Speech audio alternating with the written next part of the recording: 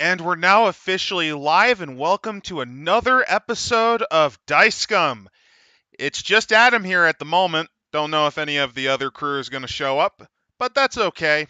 This is going to be a kind of shortish stream, I think, just because, well, we're going to cover another book from the Robotic Age, because that was actually a pretty nice setting that was made by good old Preston. And let's be fair, Cadillacs and Dinosaurs, and then a video recording of Fatal. You guys need a palate cleanser just as much as I do, so let it not be said I'm a merciful figure. Let's get right into it. Let's get our asses to Mars. And we open up with, a pretty standard cover. It gives you just a little bit of basic detailing.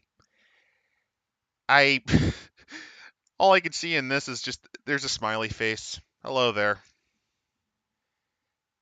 Although I will say, I don't really get a Martian vibe. I guess maybe this is supposed to be the sun. I don't know. It doesn't feel like Mars. It feels more like Fallujah to me. That's just me. Also, you need that power armor to carry this BFG.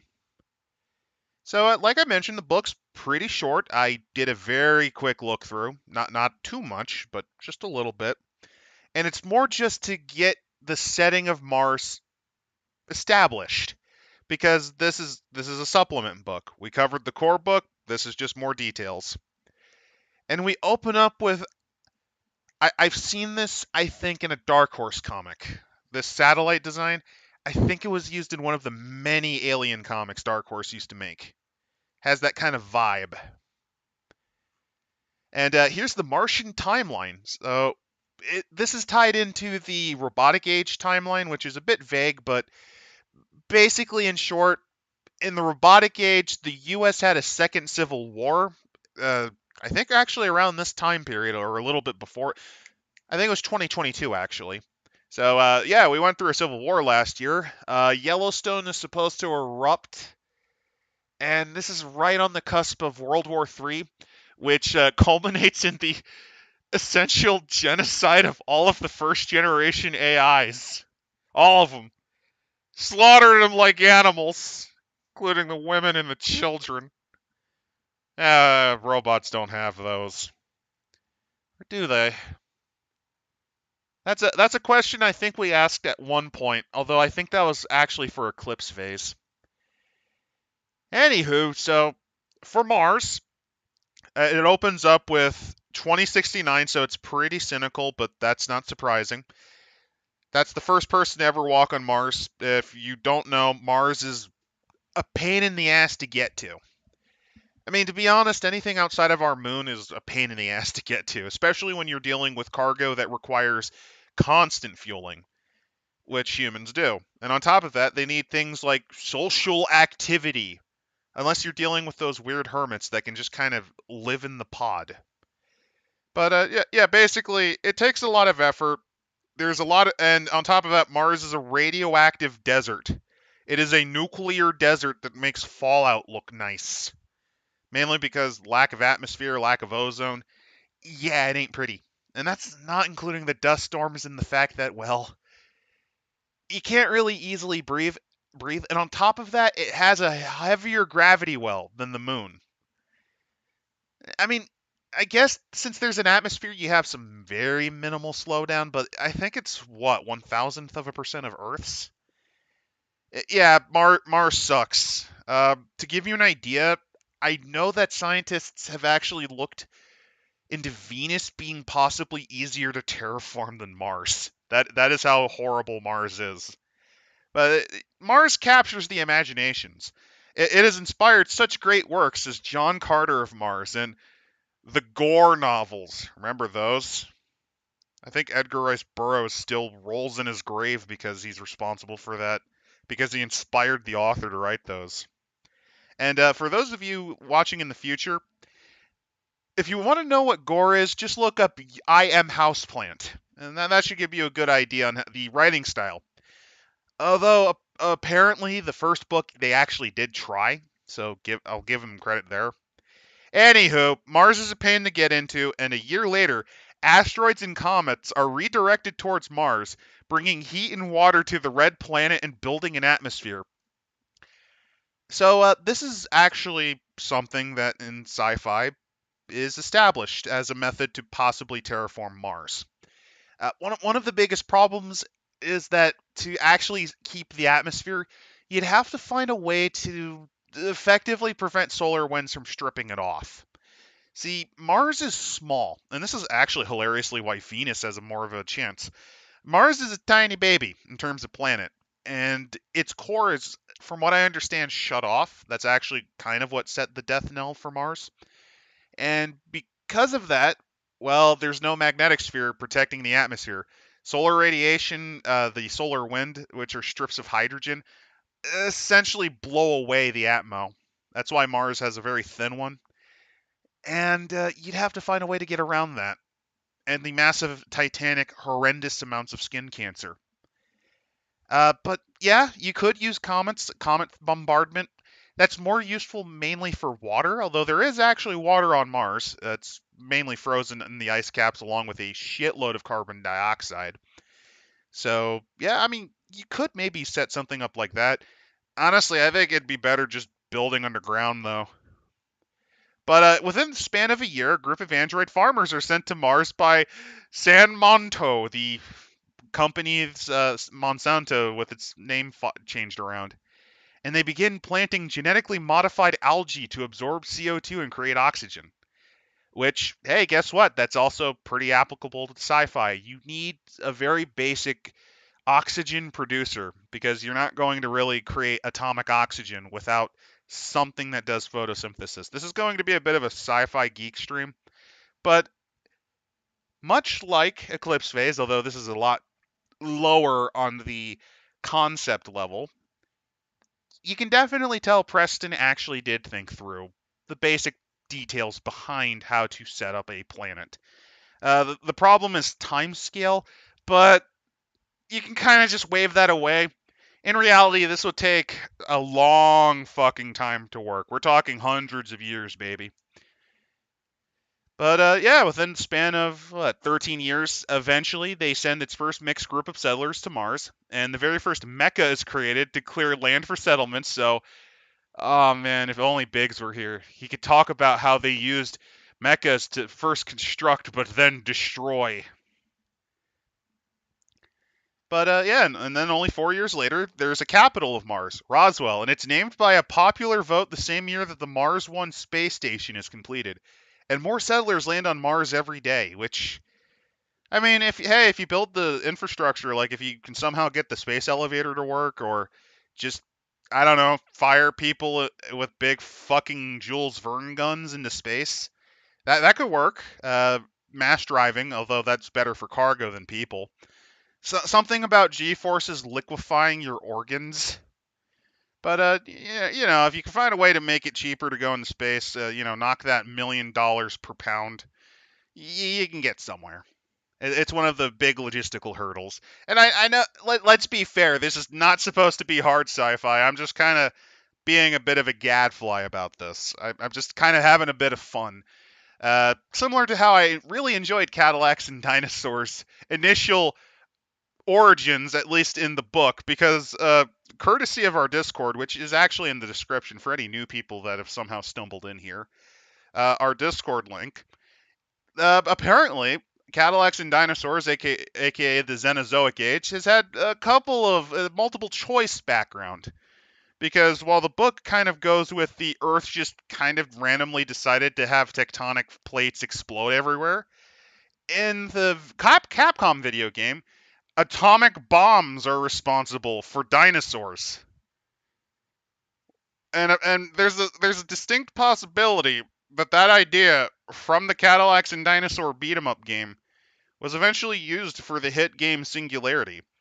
Or at the very least, it had the same. They shared the same brain cell. The original writing for Singularity also had you fight dinosaurs rather than time traveling Soviets. And that's some of the cool stuff you'll see in our Discord. Anyway, let's get back into the book. So, San Monto begins raising the prices on all genetically modified seeds, which means they essentially control the food supply on Mars. And this began the Seed Wars, which destroys all San Monto operations on Mars. We had genuine farmers' revolts. My guess is this might be a slight nod to Total Recall, but in the sense that they wanted to have the same effect, but they couldn't use air because that would have been a little too obvious. And hey, they also introduced a new thing in the setting: genetically modified humans, augments, baby. If you're a fan of Star Trek or just any sci-fi that involves genetically modified people, this is also a setting that has them. Besides Eclipse Phase. Oh, and no, they're going more into Gundam. Actually, I'm reading this, man. Check this out. Those born on Mars begin showing abnormal behavior with rumors of psychic powers emerging from selected individuals. We got the new type, baby. The spaceman. The proof that humanity is shackled down by the weight on the soul that is gravity. And I'm not fucking with you. That is the ideology of the space Nazis from Gundam, you see. Although that's still less dumb than what happened in Seed. Let's be fair. Seed is pretty dumb. Not surprising since it's a pretty bad remake of UC. But yeah, we got new types, baby. So, what's it like actually leaving Earth? As the advertisements will tell you, anyone is able to immigrate to Mars. How the fuck you're able to spend that? Sci-fi logic. You can get your ass to Mars just fine. They'll even encourage you to talk to your employer if they have any opening on Mars. Or better yet, if they have any Martian immigration plans you could take advantage of. What they don't tell you is the cost and difficulty of making that journey. Oh, he's actually going to go into the logistics. All right, let's see how the sausage is made. The first step is, of course, leaving Earth. Space programs belonging to governments and private companies are common enough, but chartering a launch from your home country is the most expensive option. Most people travel to one of the space elevators. Okay, so they did set up space elevators, which, for those who aren't familiar with the sci-fi concept, it's this is why I think it's actually pretty difficult, just in terms of like if we're actually going to try to make this. You build a big carbon nanofiber tube, essentially from geosynchronous orbit to a space station, and you essentially set it up so that you can propel up and down cargo, which can include people, that can withstand essentially the stress of the Earth's rotational force, as well as the massive amount of air friction of differing variabilities. Because yeah, there's a heat category, so you have to have a material that is able to withstand that stress and the rapidly varying heat levels. And on top of that, you have to account for the variations in heat because, well, you see, weird scientific fact, things tend to expand a bit when thermal expansion's a thing. When things get hot, they expand. They get large extremely fast. And when it comes to solid structures, that can lead to buckling and breaking and explosions. And that is why Elon Musk's hypertube system will never work, even though he ripped it off of that asshole Goddard. They named a giant robotic dog after him, the fuck. Why couldn't you make us go to the moon? Why do we have to get Nazis involved? Anyway, sorry, I'm just kind of rambling. I'm having fun. I'm enjoying it. I hope you guys either watching along or maybe in the future enjoy this rambling too. So yeah, just space elevators, cheapest way if you can get it to work to go to space. And in this timeline and in this setting, they managed to figure it out. There's a couple of them. And these lead to space stations that allow you to much more easily get to and from places, because one of the beauties is once you're in space, you don't really need a lot of thrust to get anywhere. That's one of the reasons why if we ever go into space colonization, you will need to build a actual spaceport of some sort. Just for logistic purposes, it makes things a lot easier. It's also why even if you don't quite have enough fuel to make it home, sometimes you can get away with it by just venting a little bit of atmosphere and just doing basic course corrections. It's not a smart idea to do that, but you could. But anyway, once you get from one of the space stations, you then need to take a shuttle to Luna 5, which is the space station hub floating above the moon. So, why would they set it up that way? Okay, let me explain it. The idea is pretty simple. You need more energy to get out of the gravity well than you do to actually go anywhere in interstellar space. In fact, actually, one of the reasons why we rely so heavily on Jupiter is we just use that gravity to slingshot around. Unironically, you could probably have the same effect by slingshotting around Earth. I don't know. I'm not a rocket scientist. I watched a lot of rocket scientists try to explain stuff to dum-dums like me on TV and on the internet, and I sometimes read about it because it's pretty interesting stuff. My guess is because since you're in lunar orbit, there's less delta V's required. Delta V being the term for the amount of fuel needed to actually get anywhere. It's what rocket scientists actually use to calculate how much shit you need to get up to places. And, well, once you're there, you then have to go into the colony ships, which is how you get to Mars. And they can store up to 1,000 people and all their worldly belongings to the next month to just go to Mars. And that's the easy part. The face on Mars. One of those advertisement tools to me is the face on Mars. I'm your go-to cyberspace hologram for all Martian news and happenings. If you need to know anything about the red planet, just look for the face. Okay. My guess is that's for us too. Let's see. If they came on a colony ship, unclaimed section of land in the terraformed area, came on private transport, you'll be docking with the space station. And then they go into details about terraforming. So let's get into some of that. Oh yeah, I forgot they actually did try to geoengineer Earth. I could have swore they had it fail in that timeline. I'd have to look it back up, but I vaguely remember. Oh no, they did use geoengineering projects. Okay, I remember now. That's they had global warming be a big thing in the original timeline setting, and my guess is this is like the next natural step. Is hey, we were able to knock Earth's climate back into shape partially. We can now do that to Mars, and that's kind of what happened. And they go into detail about that. It's just slightly more detailed than the actual timeline. Nothing particularly interesting, in my opinion.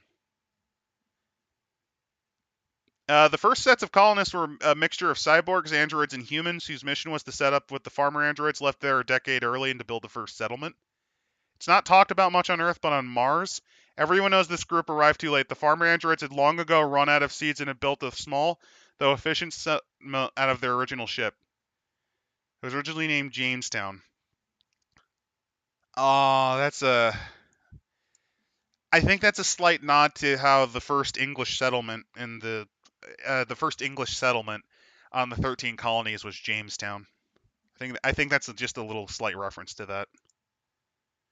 Mars, although different from Earth, is not exactly alien. There are rocks, streams, and clouds.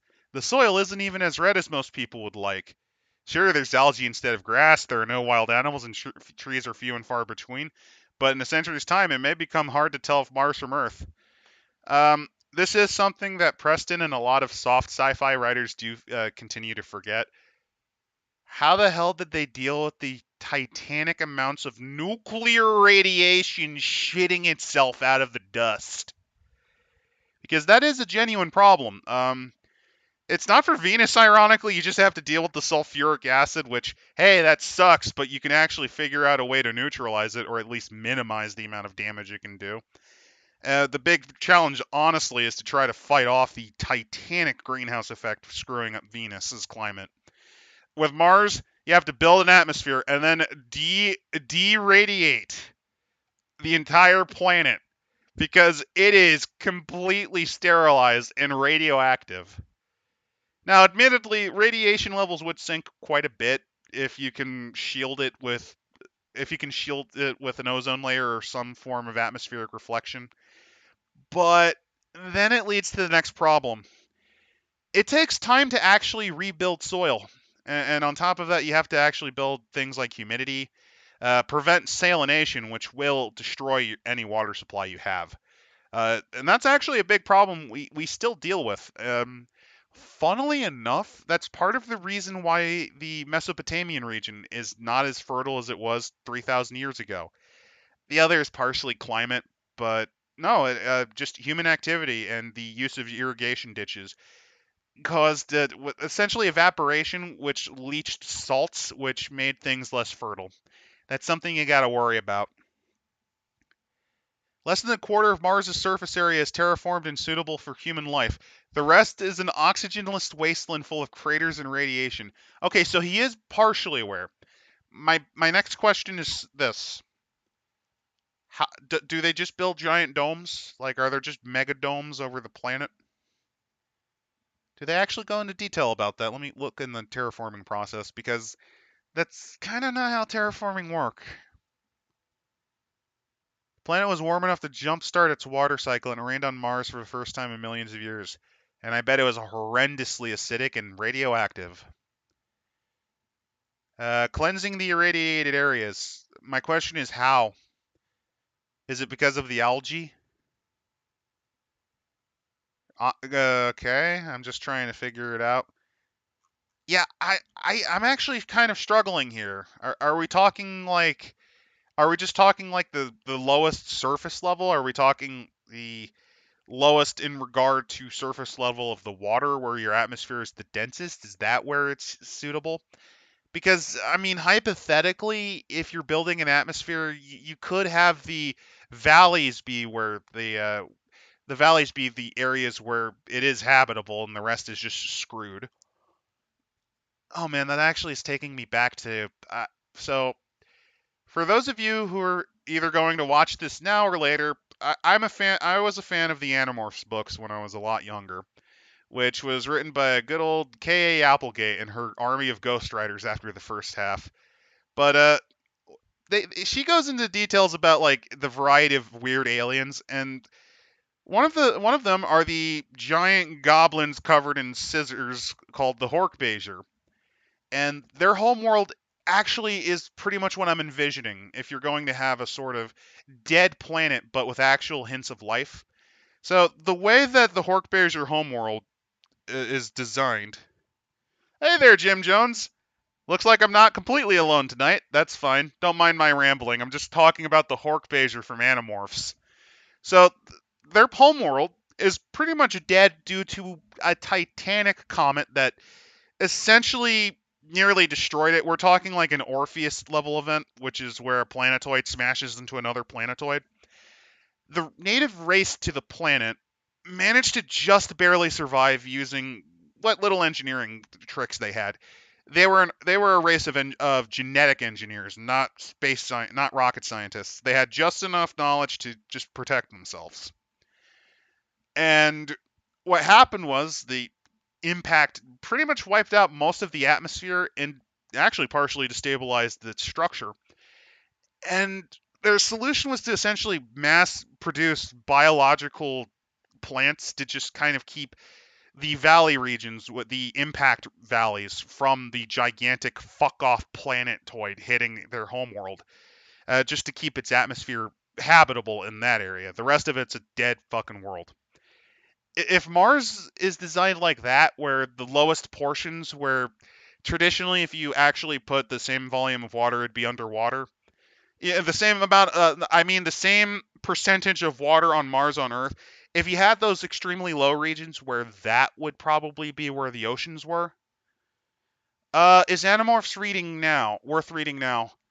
It gets weirdly dark. I mean, it's books for kids, but at the end of the day, it opens up pretty dark. We're talking. The opener has the mentor who gives them their powers being eaten alive by the supervillain. In the first book, you have the consumption of of a living being screaming in death, a child destroying their life forever by being trapped as a bird, and the subsequent psychological destruction that leads. And the leader of the group finding out that his brother is controlled by an alien brain parasite. These aren't massive spoilers. You learn about this in the first book. And it kind of goes downhill from there. I wouldn't say it's quite as depressing an ending as Victor Gundam, and that not everyone dies. But oh baby, oh it gets fucking dark. It gets real dark. We're like the books have been around for a while. One of the schemes, the good guys actually try to plot to destroy humanity with a quantum bomb weapon that's designed to destroy you on a genetic level. Not as bad as the Corpse Part trilogy. Well, since it's been around forever, I will say I'll only say that over 1/3 of the original team fucking dies. And actually, by the end of it, it's implied all but one of them is dead. And you know the sad thing is that's still not as dark as Applegate's next book series, if I recall. Oh man, yeah, it gets fucked up. It gets really fucked up. It's a great book series.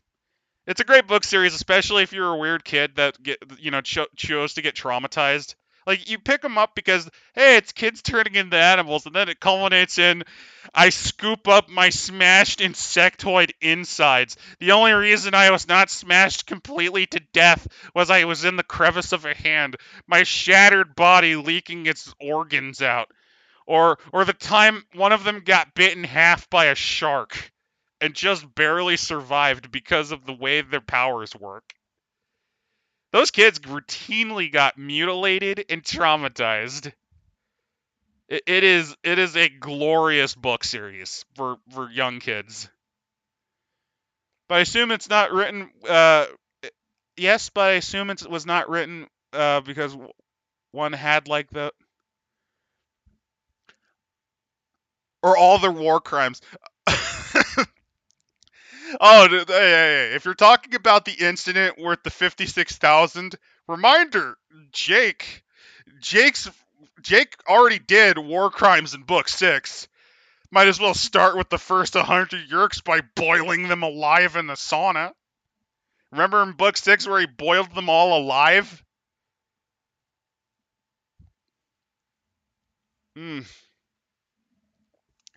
But that's a book series that I love and enjoy. We're supposed to be looking at Mars, which in this setting is mostly uninhabited because it's still a radioactive desert world.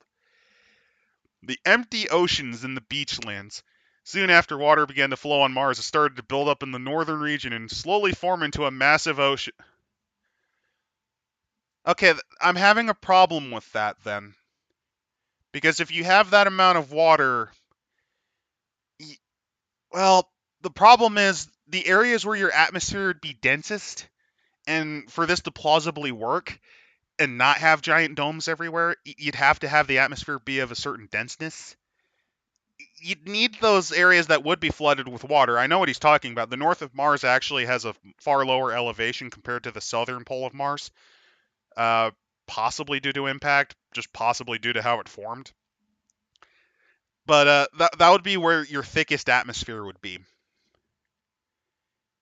So as more water is introduced to the planet, it hasn't reached the projected size quite yet. It's been dubbed the Empty Ocean, presumably until it becomes filled, although the name will likely last forever. I'm pretty sure they actually did name all the seas of Mars.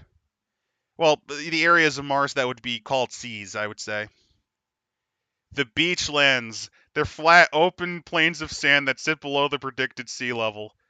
Beachlands becoming seabeds and the ocean is rising to its depth, they will disappear completely. Valles Marineris is the let's see. When it rains, water will build up and flow through the canyon and pour into the beachlands, eventually filling and finding its way to the empty oceans. I think the Valles Marineris is actually even deeper than the beachlands. Oh, the Mass Child Soldier arc. Yeah, Primark. Okay, so we're gonna talk about.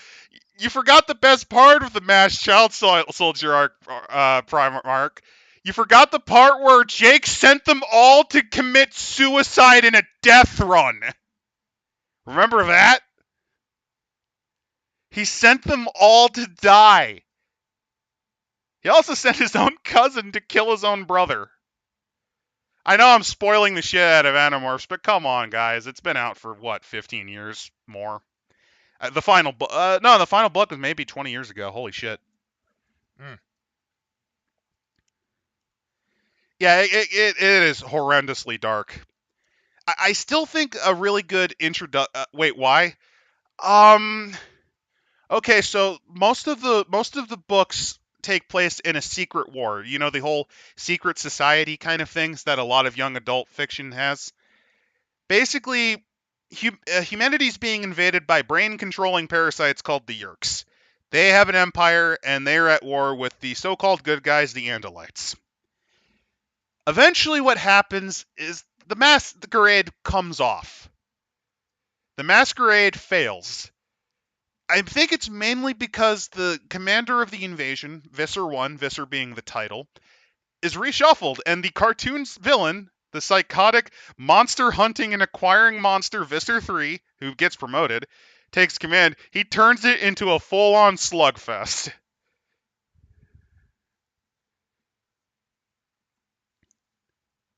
Oh yeah, that's the best part about Jake is he knows what he did was horrible, and this completely destroyed his friendships. By the way, let's see. What are some other winning moments? Another great one is the time they get morphed into either termites or ants. Anytime they turn into social insects, it is a nightmare. There's a lot of Cronenberg like horror too in the books because unless you're Cassie, when you turn into an animal, it ain't pretty. We're talking like your bones erupt out of your skin level unpretty until the skin comes over it. It is fucked up. Also, I still believe to this day that Visser 3 is essentially what would happen if Cassie snapped. Like, if you think about Visser 3, I know I'm stealing this from Cinnamon Buns, which that's an amazing blog. That was an amazing blog back in the day. I'm kind of sad that a lot of it's hard to actually find nowadays, but they had some good stuff. They did a real good read through of all the books. They had this great hypothesis, and they really kind of show Visser 3 was basically Cassie if Cassie had a psychotic break. He can't take what he's done and commits suicide by combat and oh, that's not a no. The major spoiler is he commits to mass suicide with the last of his friend group, leaving Cassie. By the way, who I find her kind of unlikable at this stage in the books because she kind of gets in that kind of author's pet preachy, but he essentially goes on a suicide run to kill an eldritch horror that has hijacked and essentially possessed one of his friends and turned it into a meat suit. I don't know what the fuck the one is, but the one is a horrifying entity. Up there with Krayak and the Elemist, if you think about it. Man, this is turning into an Animorph stream, guys. Oh man. You know what I also recommend if you've never seen it? I recommend if you really feel like just watching garbage, watch the Nickelodeon Animorphs show. That thing was amazingly bad. Oh man. So outside the terraformed area, there are a number of large mountains known as mons, caused by shield volcanoes. These kinds of mountains are generally much wider than they are tall, but on Mars they have some of the tallest ones we've ever seen. Well, yeah, the tallest mountain structure in the solar system is actually on Mars, Olympus Mons, which they describe. They also don't really give you the scale of how big Olympus Mons is. So Olympus Mons, yeah, it's 3 times bigger than Mount Everest, but they also don't tell you it's also as big as the state of Missouri. Or for those of you who aren't aware of the like by comparison, that's bigger than like the United Kingdom. Oh, yeah, that's fair. If you have questions about Animorphs, we'll turn into the Animorph stream in full at the end of this run through, I think. But anyway, there are settlements on Mars. I do think the speed of which they settled is a little fast, but we're going for real cool sci-fi here. And let's see, do they go into details about the settlements and stuff? Due to the harsh nature of Mars, every settlement, big or small, must be self-sustaining. Indoor farms growing both hydroponically grown vegetables, which, by the way, are not efficient. You could do vertical farming. You could also do, I think it's called aeroponics or aquaponics. Basically, hydroponics is slightly more efficient, but you need a lot of water, which, hey, guess what? Mars doesn't have. You have to do that vertical air farming stuff, I think, to actually really get the most bang for your buck. And protein-filled insects, you have to eat the bugs. You have to live in the pods and eat the bugs at Mars. And solar arrays provide power to anything that doesn't need a power core. The problem with solar arrays on Mars. Okay, so how familiar are you with the dust storms on Mars? Yeah, if you're wondering, that stuff will shred apart your solar panels. Unironically, I think you might have a better job. You might do slightly better dealing with the weak Martian wind than you would solar panels. Or maybe you should use what are called bioreactors, where you just weaponize the collective farts of your settlement. The collective farts of, the gas. Bioluminescent algae lamps convert CO2 into oxygen while producing light alongside every street. Nothing goes to waste as everything is recycled, including solid and liquid waste. Oh, but they're forgetting another thing that'll also destroy you. Uh, how do they deal with nitrogen poisoning? That and no atmosphere means full irradiation. Kind of yeah, kind of no. They describe that Martian atmosphere is thickening. I just don't know how they kind of rule it, because they say that only a quarter of Mars is habitable and the rest is still as the red planet we know. The problem I kind of have with that mindset, though, is how? Like, there's a thing called atmospheric shift, like, where high pressure goes to low pressure. Case in point, if you've ever shaken up a soda bottle and you then unscrewed it because you're an idiot, yeah, the air pressure inside of it from the carbon dioxide is now rapidly escaping to the lower pressure out there. Apparently, they've also managed to invest in Martian cyberspace. It's fractured and disconnected. Any settlement can build its own, but there are three major cyberspace networks: Jamestown, Roswell, and New Phoenix. I have no idea why they're all named after American settlements, but okay. Well, I know why. It's Jamestown is one of them. It's a nod to Jamestown, the first English settlement that's succeeded, because Roanoke did not. As for Roswell, aliens, and I don't know. Maybe Phoenix is because they usually, if they have to film stuff on Mars and they actually use sets rather than CG, you tend to go out there. These extend several miles outside the city limits and even connect to any smaller settlement that is affiliated with it, but it is at a frustratingly short distance to anyone used to the always-on cyberspace on Earth. Yes, build up your Internet of Things on the planet where you have to eat your own dead. Because let's face it, guys, if you're reduced to eating bugs and aquaponically grown kelp, you know for a fact that some of those Mercy ration bars probably have pulled people bits in it. Although I don't know why they're kind of establishing how relatively harsh this is, because in the previous book we kind of also described that setting also doesn't really allow for beef anyway anymore. They instead use vat-grown meat, essentially. So I don't know. Like, is it that they're so poor they can't even get the mechanically separated cow muscle that was grown in a lab? Is that their problem? Cyberspace. Three settlements are connected to a large magnetic levitation train line. Do you have any idea how fucking much energy it takes to actually have maglevs work? Do you have any idea how much energy that shit takes? Let me tell you, it's a lot more than just an electric tram. The train travels around 500 miles an hour and provides rapid transit across terraform. I'm just wondering how many times they have to deal with circuit breaks on that thing due to dust clogging. Uh, but yeah, you can use the maglev trains to get everywhere you want. The population on Mars is much more diverse than on Earth, with cyborgs and androids being just as common as humans. This has led to most prejudice to fade with distance, but old habits die hard, and Mars isn't as much of a utopia as it pretends to be. By the way, you know, it was also a multi-ethnic empire that actually was relatively diverse and equal.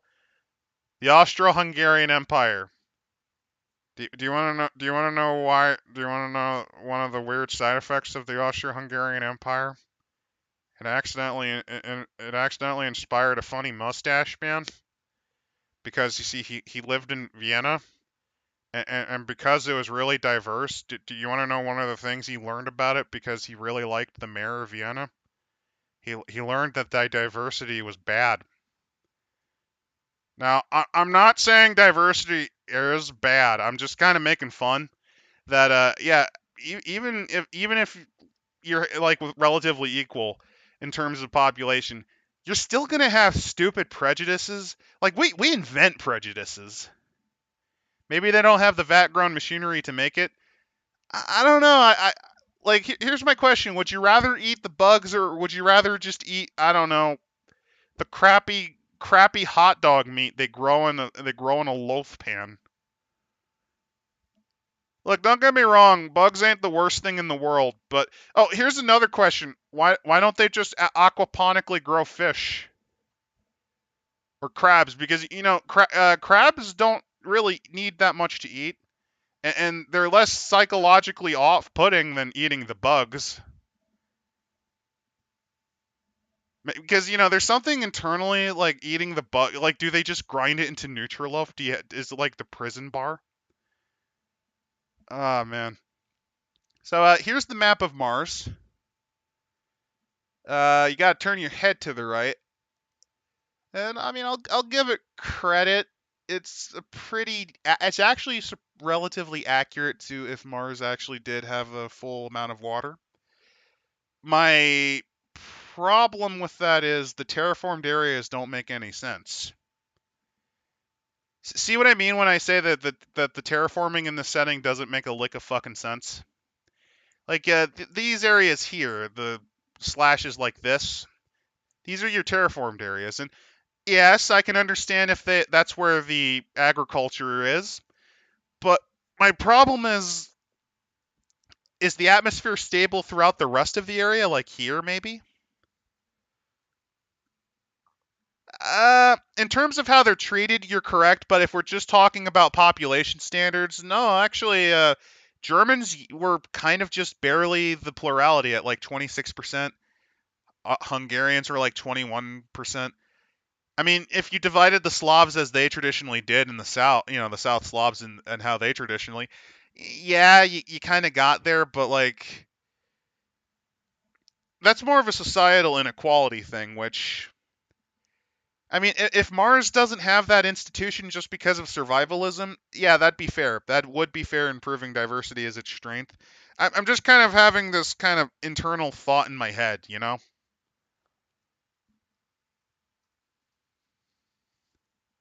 Notable Martian settlements. Time zones on Mars are based on airy standards, where the airy zero crater is considered the prime meridian. The crater is named after British astronomer Sir George Airy, which helped define Earth's prime meridian. Okay.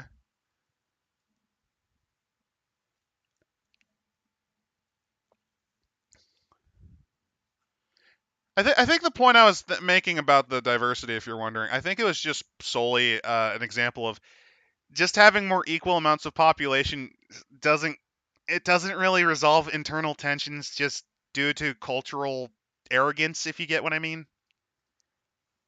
Like in Austria-Hungary, that the same thing happened because the Austrians and Hungarians still had a lot more rights, and the Hungarians, the moment they had those rights, abused the living shit out of them on the other minorities. So that's just something I don't know. It's just how I'm thinking about it. So Aether, population mixed, affiliation none, local time Erie Standard, containing 8 casinos, 5 luxury hotels, and 2 golf courses. The settlement's a luxury resort and gambling settlement. So it's basically space Las Vegas. be the entertainment and recreational destination for all of Mars. They've recently opened several arenas in the hopes of starting Martian sports leagues. They've also started up a controversial robot fighting league. So if you ever want to do Punch-Out, this is the city you go to. Davidston, which, hey, look, it's affiliated with the human terrorists. Like, no, you are correct in that they weren't really equal. I've just like I explained the point horribly. Davidston is essentially pro-human, robots bad because the Bible tells me to. And it was built as a spook. It's the product of a spook by G27. The city council collects all registration data to keep track of the android, transhuman, and cyborg visitors they deem dangerous, and sometimes send hit squads to them. You really okay? Here's one of the problems I have with a little bit on that. Yes, they can have full power, but one of the negative problems with secrets are the more people in on the secret, the more mouths you have to silence to keep that secret. Like if 5 people know a secret, you're gonna have to prepare 4 graveyards, grave slots, and it's just like a little quiet community. Yeah, that's a little silly. It's like just some tiny small town. I guess it's like a crazy cult or something. Fortune's End. Affiliation none but themselves. Vowing that they won't be controlled by corporations like the rest of Mars. Fortune's End is more reminiscent of the Old West than a modern settlement. The town is kept running by a multitude of traders, oxygen oxygen farmers. I'm just imagining you going to the agricultural fair on Mars. So, Clam, what do you do? I farm bugs. Like that. You know that Nutriloaf that you eat that's worse than the prisons that they got there on Earth. Yeah, it's thanks to me that we got proteins and don't gotta rely on the disgusting little vat-grown vegetable crap. Hey man, don't insult my vegetables. It's due to my hydroponically grown cabbages that we even have food to eat and feed the bugs. Anyway, what do you do, Zechariah? I farm oxygen. Oxygen ain't a food, Zechariah, but we need it to breathe. Actually, how the hell are we breathing then? Do you gotta pay for oxygen and put it on the face mask? I don't know. But we got to see it on the Star Wars where they farm the moisturizers on the Tatooine. I'm going to stop now. But I don't know. The concept of oxygen farmers just takes me to the moisture farmers of Tatooine, where it's like it's a weird little goofy sci-fi thing. Don't get me wrong. If oxygen's at a premium, you do need someone to be able to, I don't know, mine it or produce it. It just feels like it would be like the oxygen plant manager. Like when I think of creating oxygen, do you think of farming? Oxygen farming being worse than moisture farming? Could you explain, Jim? Because let me tell you, moisture farming in Tatooine doesn't make a fucking lick of sense. Because think about it from the point of view of how you actually collect moisture. You are drying out the air. It is not like something you can necessarily serve as a well. Unless maybe the moisture evaporators, like you're supposed to dig deep in and you like use the condensation from the ground, perhaps. Like the ground of the borehole, or like if you know where the old wadis are. I guess you can maybe figure it like that. I don't know. Like, from what I understand, moisture farming would actually do more damage to essentially having liquid water on your planet, because you're essentially collecting and making it impossible to get a return on it. I'm just wondering how oxygen farming is worse than moisture farming, especially since I think it's more of a factory gig than anything else.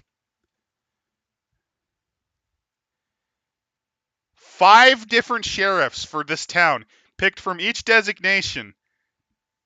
So there is a council of sheriffs in this town. The settlement runs on one rule: don't be a problem. So there's like an anarchist Wild West commune Which, hey, that's fine. That's basically them ripping off those animes that take place in space, like Trigun in a way, where it's based on the Old West. Janestown, the oldest settlement on Mars. It's the key position geographically speaking to become a world power. Built next to the Valles Marineris, not very far from the beachlands, it actually has access to terraformed areas and experiences weaker dust storms than other settlements. There's an old town look and feel. It's the birthplace of genetically modified humans. Janka.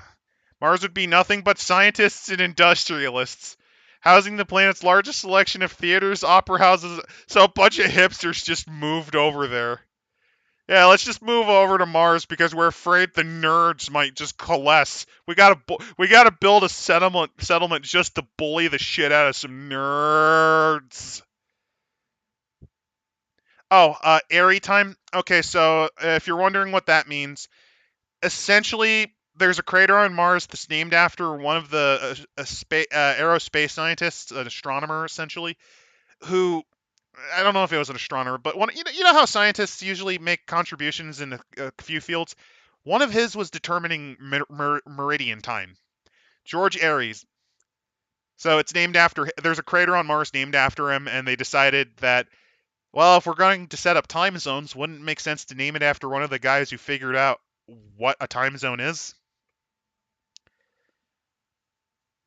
This drug-fueled rant was brought to you by Mountain Dew and Animorphs. Mm. So yeah, Dianca's solely founded by a bunch of theater kids who were terrified that nerds would just coalesce on Mars. Ugh. Ugh. And they have contempt for growing their own food. By the way, reminder that all settlements are supposed to be relatively independent, but I guess not. Janus. Known as the Android Sanctuary, Janus has the highest android population on Mars, and very few residents that are at least cybernetic. This isn't because of prejudice, far from it. It's purely due to the settlement's isolation from the rest of Mars. Where is Janus? Janus, where are you? I don't see you on this. Oh, there it is. There it is. There's a large. Oh wait, androids who would always have the same rights as any other designation. More mixed designation marriages are performed in Janus than any other city, whether on Mars or Earth. So if you're a robosexual, you can get married here. Oh, how childish.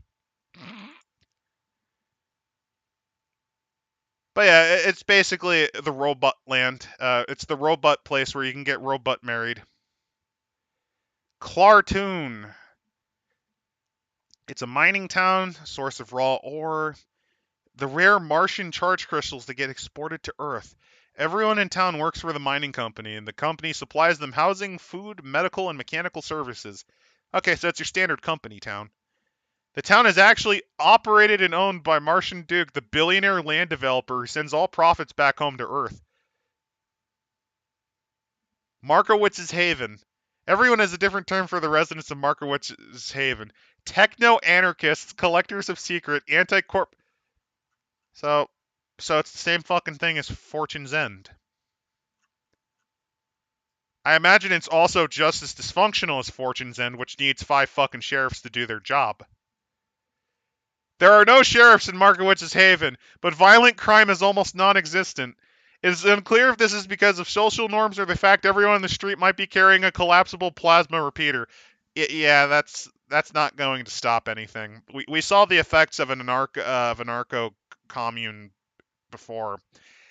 Murder rates fucking skyrocketed. See, if there's no source of authority, crimes do tend to actually skyrocket. It's just, I mean, if you want to argue against it, it's usually because it's like no one reports it. Look, I'm just saying the last time a commune like this happened, it was in Seattle, and murder rates essentially quadrupled. Outsiders have a dozen conspiracies about Markowitz's Haven. Some say they have the technology to tap into both those cyberspace networks. They say the face of Mars was programmed there and is secretly advancing their agenda. Underground experiments. So it's an anarcho commune, where I guess DARPA projects happen. Martian Archaeological Research Settlement, or Mars. Why discover archaeological proof of ancient life on Mars? It wouldn't be archaeological. Archaeology is the study of ancient societies. You're talking about paleontological or even just biological. You're just trying to see if there are bacterial strains that are native to Mars. Unless you're going with full Ghosts of Mars, John Carter of Mars, or any other Mars where it was settled by Martians or something, it's not going to be archaeological unless they found ruins there.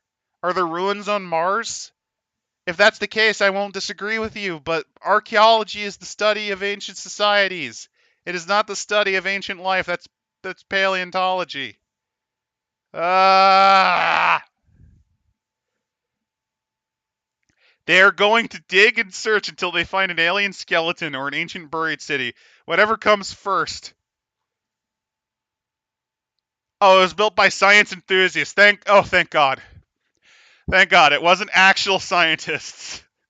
It's just people who pretend to be scientists on the TV. Oh man, I can't believe I missed that part. Okay, that makes a lot more sense. This is just the crank city. This is a crank city that think that Mars was inhabited by aliens. And on top of that, their main thing is it's kind of like a jungle settlement. New Edinburgh, founded by a group of Scotsmen. New Edinburgh is a high-class city.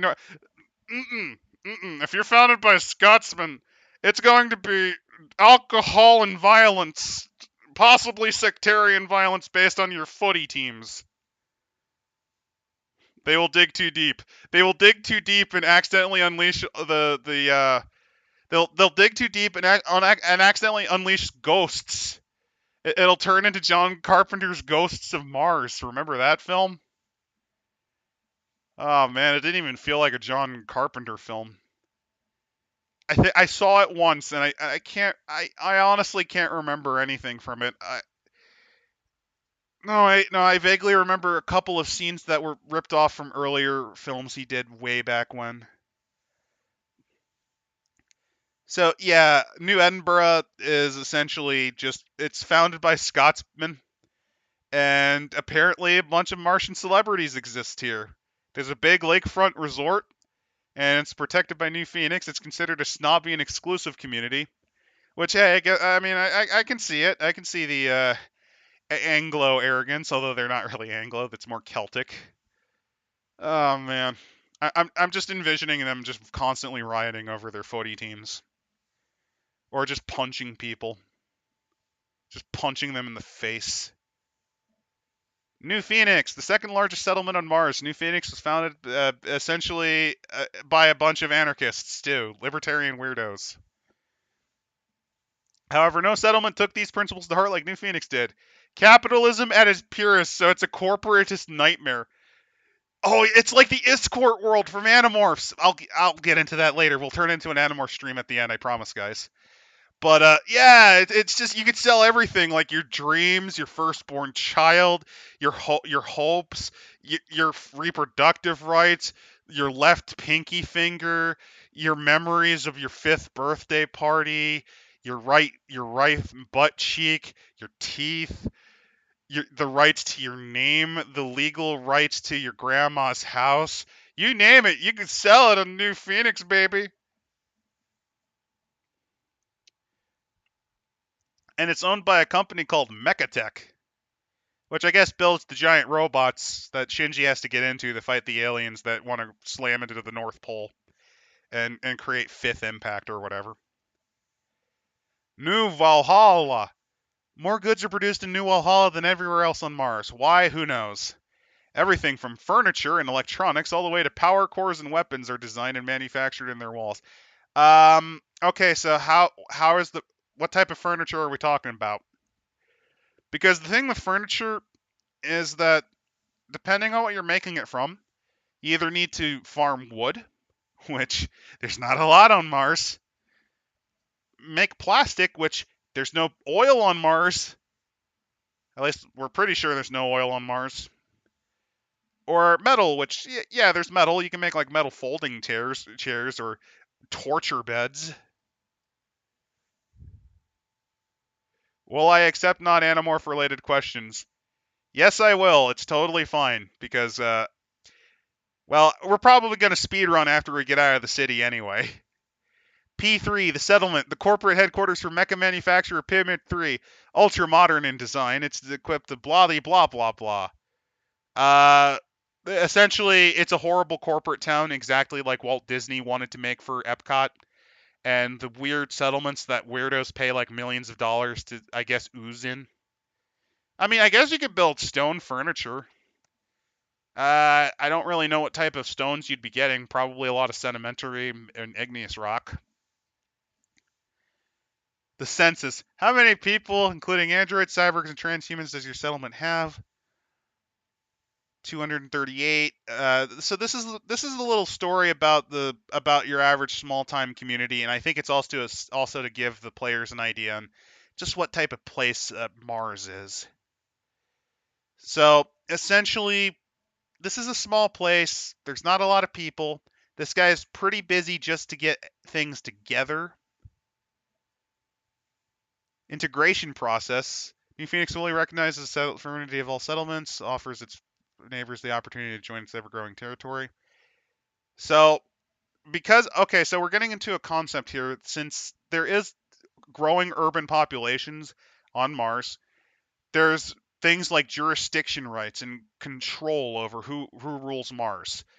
Like, let's say you build a settlement and it's within the purview of New Phoenix. They might try to annex you, like what's going on here. With all the perks as local citizens. We didn't take everything we owned in a 2-month space flight just to join up with the first government. Start our own government with our own rules. So Mars is just essentially a fucking free-for-all with a bunch of weirdos just escaping there to try to build their own dumb version of what they think will work as a society. And then massive explosions happen. Welcome to Mars. Good. The crazy Martian terrorist man. Welcome to Mars. We're your neighbors and welcoming community. It's good to see you've landed safely, except that unfortunate damage on the side of your ship. Accidents like that tend to happen out here. Mars is much more dangerous than you might think. But don't worry, we can prevent further damage to your property. All we require is half of all the power cores from your ship. So, yeah, Mars sucks. Mars kind of sucks. Uh,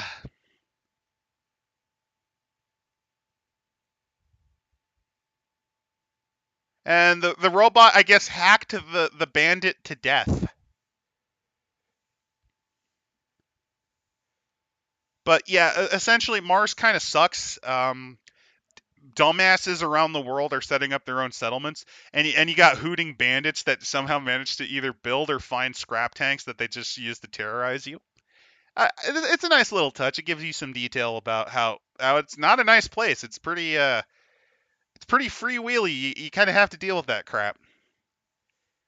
So Roswell is kind of the biggest city on Mars. It's one of the first settlements. It's not quite as big as it's not quite as old as Janetown, but it's the big one. And it's actually home to the only space elevator. And on top of that, Roswell is the city of two halves. There's the tourist half, and then there's the half where you, I guess, get mugged.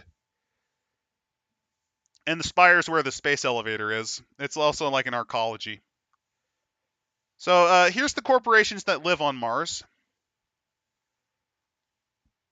Remember, the face on Mars is a completely independent entity with no ties to any corporate entity. You can trust me for honest and fair news.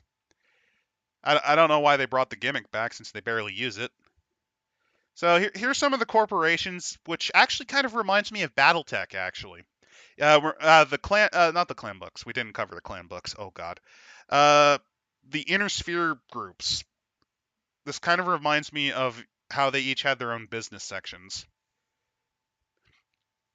And this gives you details on corporate rivals, employee perks if you work for them, and affiliation perks, which is what they give you. And there's quite a few of them. I think a couple of them are actually slight nods to people who funded this. I like how one of them just gives you shit all, but it is the one that resulted in the Seed Wars. So first steps on Mars. What's this about? So they go into detail about how Mars would work. So, for example, Mars's gravity is about a third of Earth, a little over a third of Earth's, about three-eighths of Earth's. So your movement will be fucked. Your movement will be fucked for a while. And on top of that, the way fall damage works is kind of different now. As for time though, well, it's actually pretty much spot on for Earth. That's one of the weird things about Mars, and that might be why people are more interested in terraforming it. A Martian day is almost exactly the same time as an Earth day. I think Mars is slightly longer by about a half hour or so. It's the Martian year though that's the issue. Now I do have an issue with them deciding to go with notable terms. So rather than using just the word day like a normal person would, they use the word soul. So instead of today, it's to soul. And for yesterday, it's yestersoul. And then there's Solmar. I'm having a. Oh. You know what would have been better than that? Because this was kind of pointless. I would like to actually see what the Martian months are and what the names are. Oh, they don't have names. They just. Okay. Okay. It would have been nice if they actually gave them names, like, if they had their own Martian calendar. That'd be pretty neat. So, terraformed areas on Mars. So, at least Preston is right in that it would take time for Mars to be terraformed. Some of the clans are okay, well, less stupid. Some even come. Yeah, I don't care. I don't care. I don't care. I'm just gonna say Kerensky is a fur faggot, and he should have choked to death on a chicken bone while doing his weird cringe wolf cosplay in the depths of space. I lost a lot of respect for the clans when I read Operation Klondike. Now, admittedly, that was made by I forget the dummies that made it. The period of disaster where where they tried to turn it into HeroClix crap. That's when that book was written. But the Operation Klondike book made the clans look like flailing, gibbermouthed, like water-headed children. Like it made them look pathetic because they couldn't even beat the equivalent of Space Afghanistan with their super tech. I'm not even like I'm not like I'm talking real Space Afghanistan, including Civil War and all. That was the point that made me go, wow, how do these oxygen thieves function?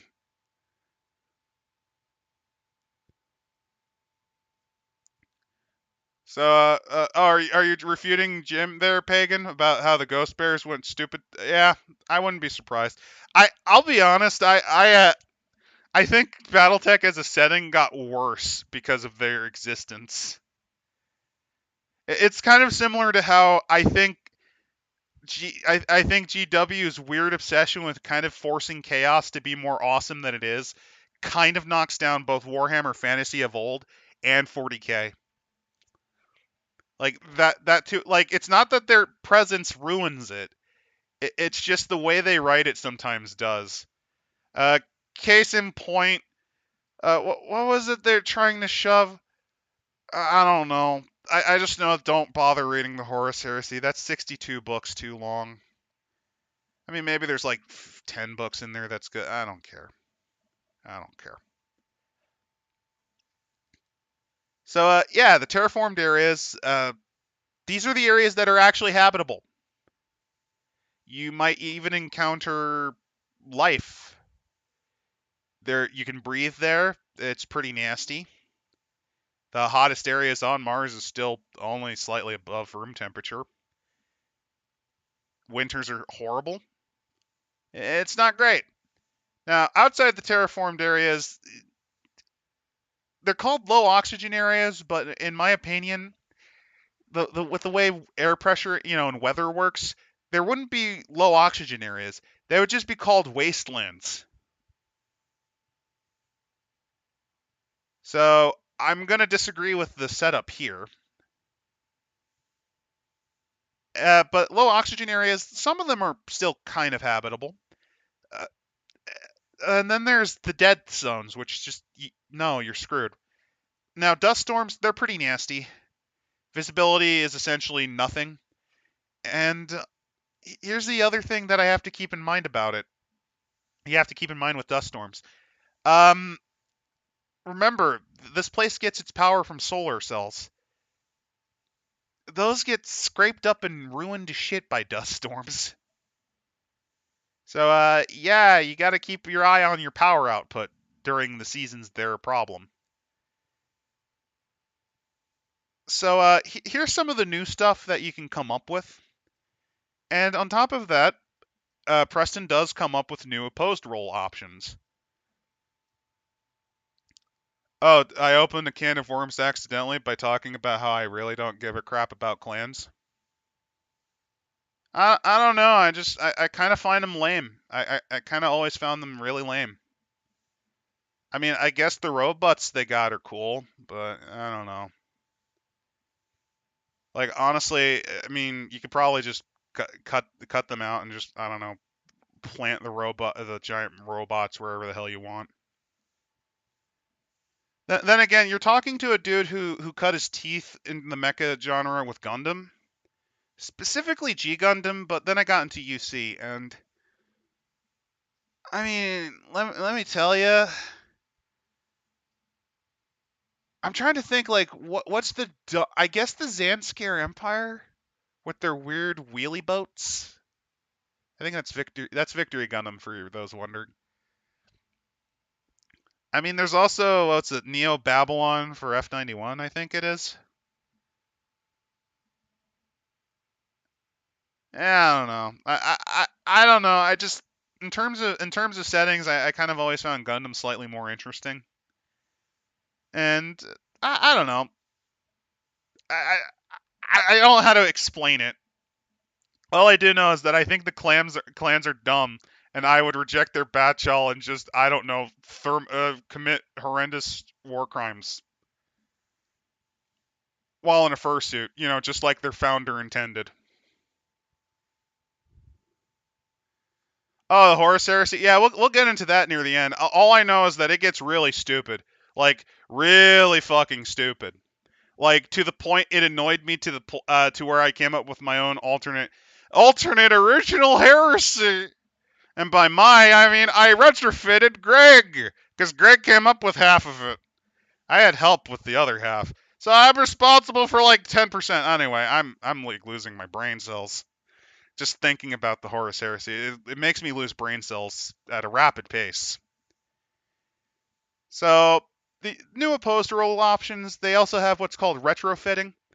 So this is a new system that the writer that Preston came up with, so that you can improve your abilities by just essentially for cheaper. Oh yeah, we could talk about that too.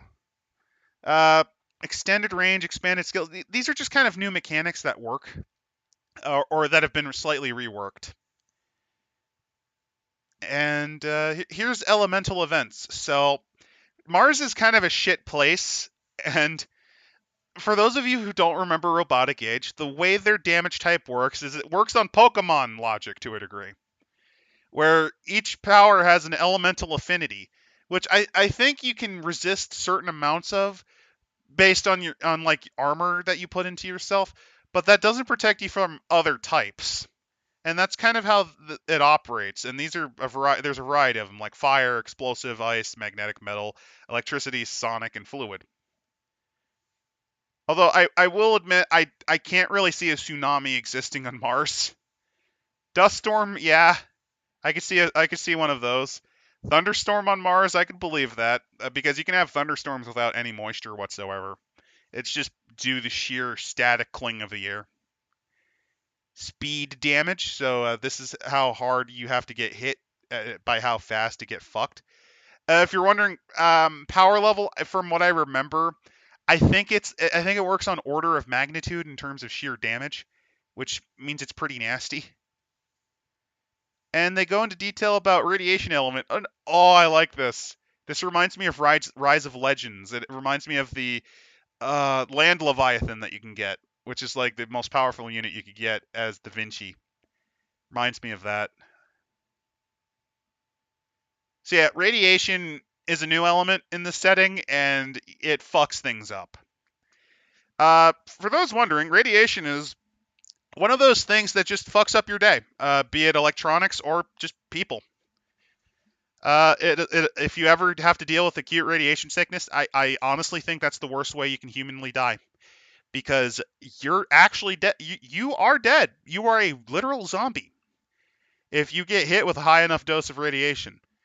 You're just waiting for your body systems to fail.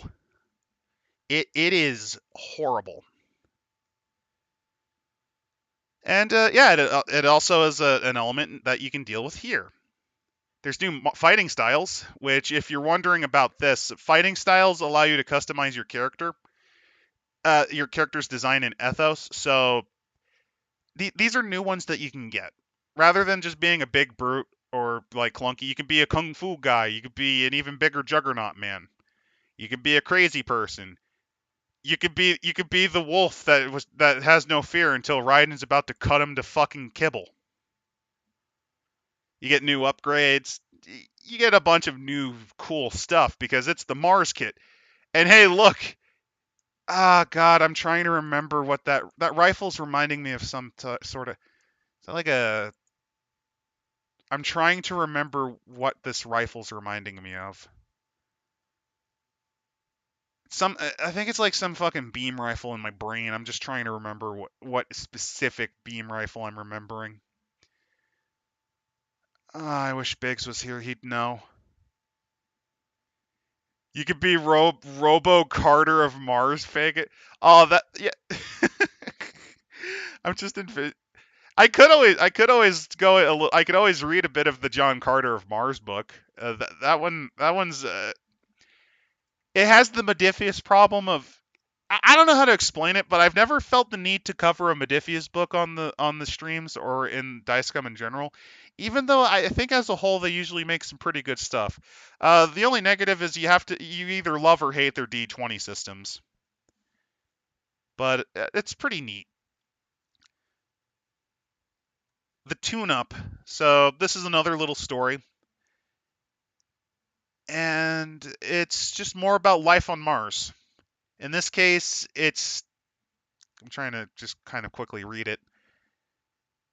So one of the things on Mars is that you constantly have to repair things, and one of the most common industries are to just keep your life essential industries working. So there's a lot of mechanics and repairmen on Mars, especially in smaller settlements where you might not necessarily have regular oxygen. Yep, 2D20s.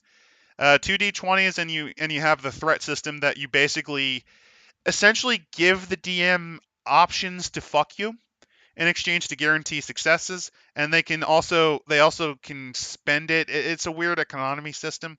It's not quite as clean run as just a standard D20 system, but if you like the 2D20 system, well, I've yet to run into a Modiphius game that's like complete shit. I've also unfortunately never got to run or be in a game long enough to really see if they're the flaws, because usually they die within like 2 or 3 sessions. Uh, Rest in peace, Star Trek. I hardly knew ye. So this little section's mainly just we're trying to repair a system. I think it has something to do with the previous segment where bandits tried to fuck up that town. There's new vehicles on Mars as well because, well, let's just be fair. Mars's gravitational well, atmospheric drag, and other things, you kind of need vehicles designed to deal with that, as well as the horrendous amounts of dust. And so they go into details. Here are the customization points and in making vehicles. You can have a hoverboard, tank, empty sea explorer, although I don't really expect there to be much use for that. But here's what you came in for. Giant robots, baby. Mecha. Here's the Falco. What do you think of the Falco, guys?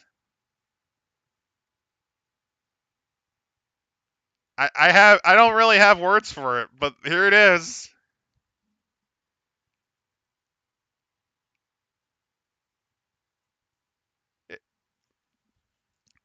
Oh, I think it even transforms because it has the silly wheels on the back too.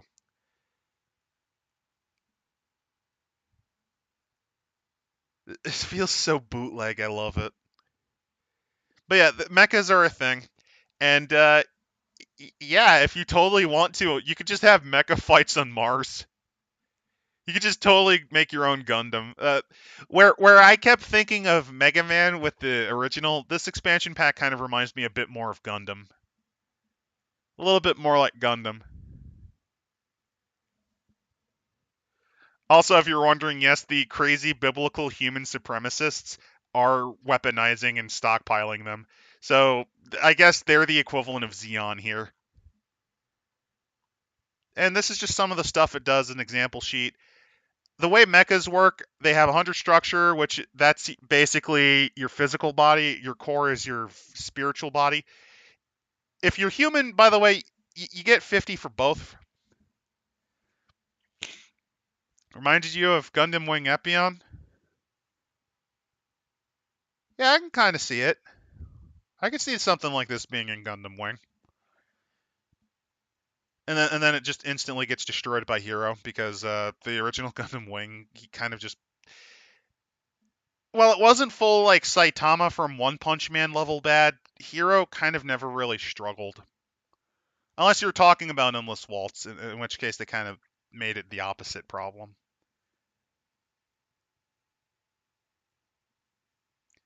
This is just like something in this image is just something in there. Like I'm wondering what they're tracing on this for Star Siege hybrids. Yeah, this is the mecha rules. One of the cool things about Robotic Age is while it's a little bit on the jank side to a degree, it allows you to really customize characters and it allows you to customize your tools and weapons. And this is an example of this. Your mechas are essentially designed in this way. You could make a gladiator robot, industrial robot, and it gives you a variety of upgrades. Oh yeah, that's all you need for location damage. Let's see if they actually have that. I don't think they do. That's the only thing they're missing. Instead, what they have are damage types, which you can armor yourself to a certain degree against certain protection. Like this guy has metal element protection, which it basically means if he gets hit with a metal element weapon like his own claws, it'll do less damage. They give you throwing mechanics, and as for piloting mechas, you have to have the mecha piloting skills. As for mechas in play, they're stupidly expensive. They're stupidly expensive. So what you can do is you can just make either acquiring the mech part of your campaign, or you could just go fucking crazy and just go full Gundam. But besides that, there's genetically modified humans. This is something Mars has. You're not human, not anymore. You're the new kind of human. So yeah, humanity has started to create augments, a la Star Trek. And what they get, uh, modding of humans is still banned. Cancer cures were found in other places. Blindness was fixed with cybernetics. People just started to accept baldness as a fashion in of itself. So because Mars is very Ancapistan, they've just kind of said fuck the ban on human genetic augmentation, and they've just made a bunch of people. And yeah, they're basically the augments from Star Trek. They're kind of insane. They're kind of mentally insane. So if you're wondering, normal humans only have a 50 core capacity. Genetically, oopsie doopsie, I just showed a little bit of the sausage. Sorry about that. Showed a little bit of the sausage there. Don't worry, that's just the stream analytics. So yeah, genetically modified humans, they start with double the amount of core capacity that humans do. They count as humans. They have human baseline. They take damage like humans do, which means they're pretty easy to get killed. But they can actually buy upgrades that have core drain for some reason. For some reason, you can buy core upgrades as a genetically modified human. But rather than just draining core, nah, you just kind of go crazy with it. You gain permanent corruption. It works like normal corruption, but it can never be removed. So be careful about taking this. You could genuinely go insane. Upgrades taken by GMH are more organic rather than mechanical. So a genetically modified human, if you want them to fly, they'll grow like horrible wings or just like other weird mutations. So yeah, they're kind of crazy. Oh, and on top of that, here's a little rumor. Even better, All Out Robot Wars, the game series that cross over a bunch of Japanese mecha anime. Yeah, you could totally do Robot Wars. Here's some more sheets. Here's the race, which is just another segment. I think this is about genetically modified humans, partially. They claim they now have the ability to give people psychic powers because new types, baby. So here's the thing. By this point, people have been living on Mars for a while, and people were not sure how this would affect human development. And in this case, the reduced gravity, they weren't sure what it did. But essentially, other than having Neanderthal caveman brows, Martian children were just as healthy as those born on Earth.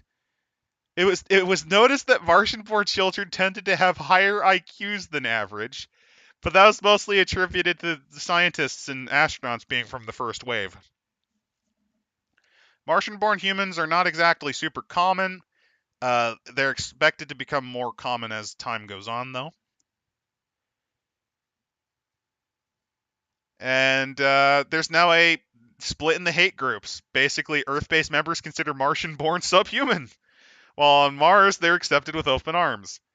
Most Martian-born prefer outdoors and physical activities over cyberspace, which means that unlike the Hikikomoris and Neets on Earth, they're like, fuck that, nerd. Later, nerds. We're going outside to punch asteroids and shit.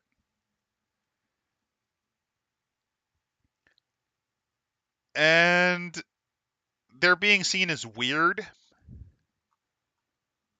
Let's see. They start developing abilities that some might consider psychic powers. So, yeah, if you're born on Mars, you just spontaneously develop psychic powers, which I think is a slight nod to the new types from Gundam. Because if you're wondering, the series kind of tries to explain them in a few different ways. Some think it's due to just taking radiation damage from Minovsky particles. Others think it's that humanity does have a collective soul to a degree, and new types are just more able to naturally communicate, just due to either trauma or being activated in that way. And even others, it's partially genetic. That's just awakened because of the lack of gravity. Free Mars, free Mars. We touch dust and are psychic. Yeah. Yeah, you just have psychic abilities. This actually reminds me. I came up with my own house rules for adding psychic powers. For if you feel like making a cyberpunk setting a little more like a fantasy sci-fi bullshit, or if you feel like just throwing into cyberpunk psychic powers, I did come up with my own kind of abilities for that. There weren't anything radical. It was just basic. Like here's how having empathic resonance would work, which is your ability to read minds and emotions. Here's how telekinesis works. Here's how it wasn't called pyrokinesis, it was called thermokinesis, which allowed you to create ice and fire. Like, little things like that. So anyway, Martians have psychic powers. Some theories say that the lower gravity during development causes brains to expand and thus access abilities everyone else can have. Another theory says it was the levels of radiation their parents were exposed to on the trip to Mars. And some think it's the unique chemical composition on Mars. Most casually accept a combination of all three theories. I think it's just rule of cools. So, as for Martian-borns, they have things like channel reactions, which means that you have slightly the ability to precog. Martian quickness, you're a little faster. Martian projection, which allows you to give people powers, channel defense. Basically, you have psychic powers, and this is kind of how it works. Stay trapped in cyber hell, Earthers. Yeah, later, nerds. While I'm going to talk to other girls and have that Sigma male grind set, you're gonna live in your fucking cyber shell and get eaten by parasites, by giant viruses that eat you alive. So the dangers of Mars, well, yeah, the environment's pretty shit. Bandits are a problem. Mutants.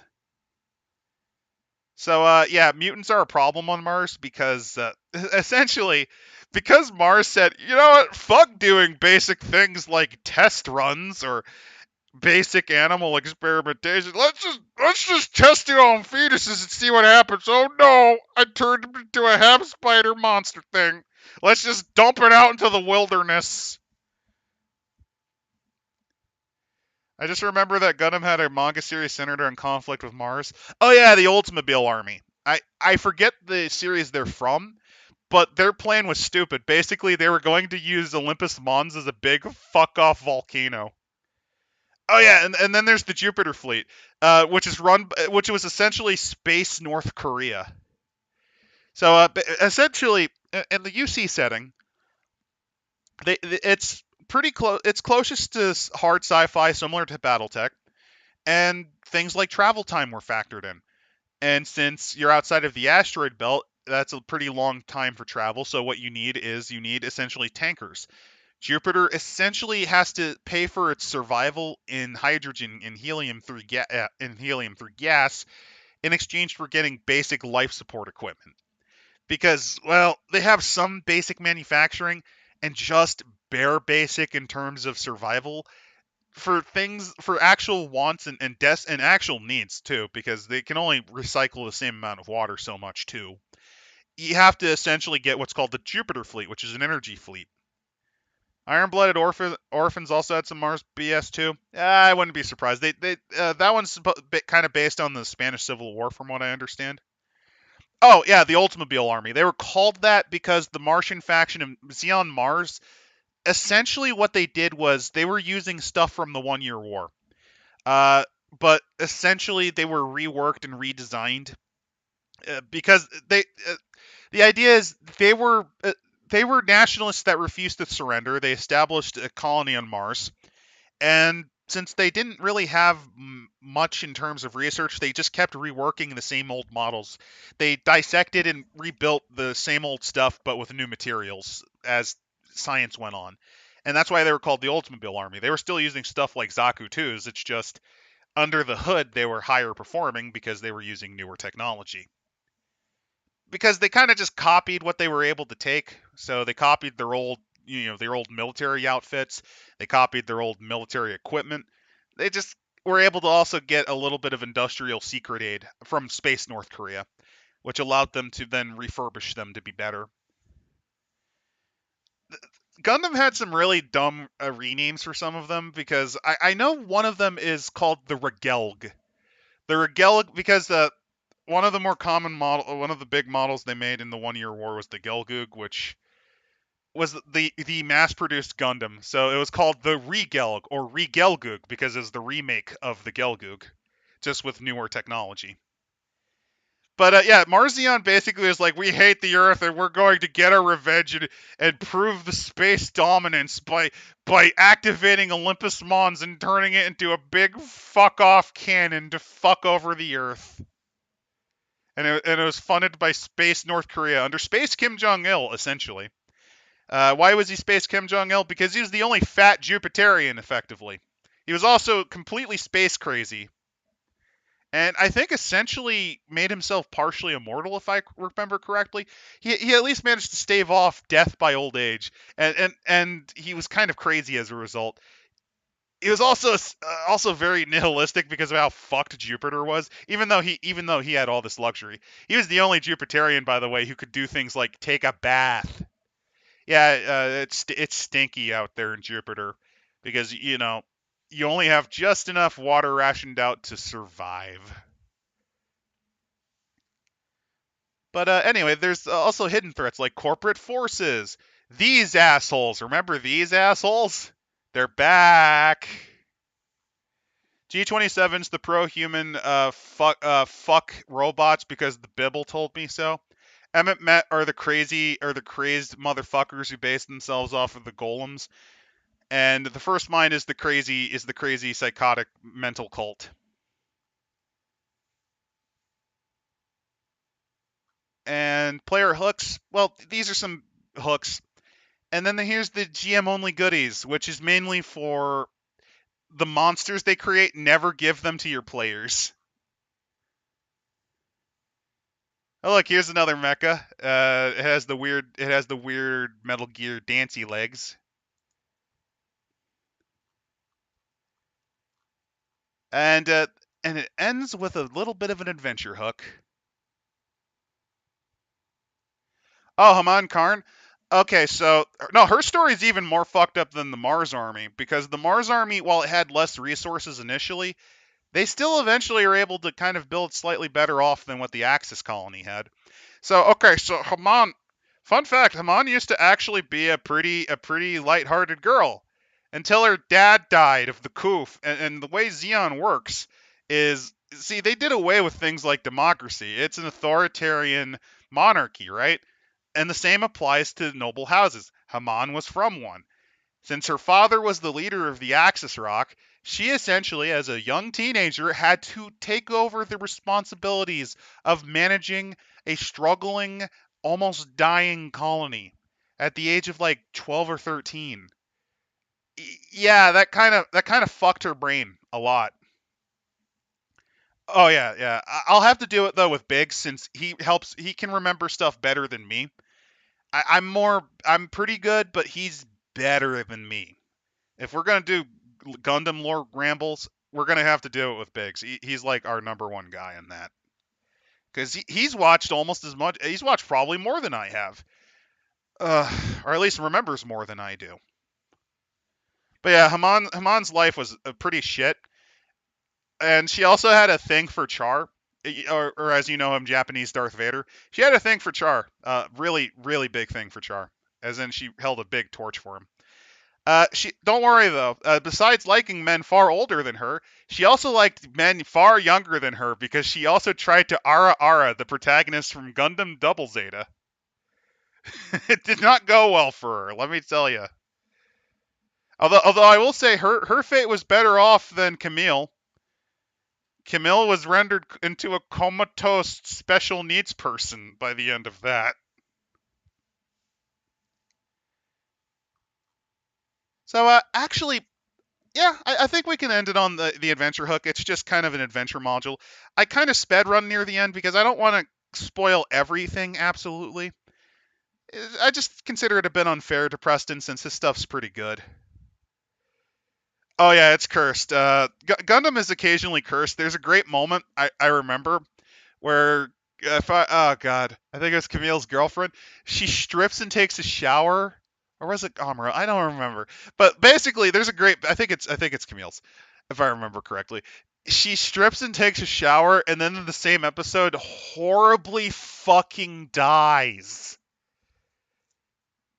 It's like one of the most Tomino moments ever. Just gotta show the tits, and then bam, I'm dead.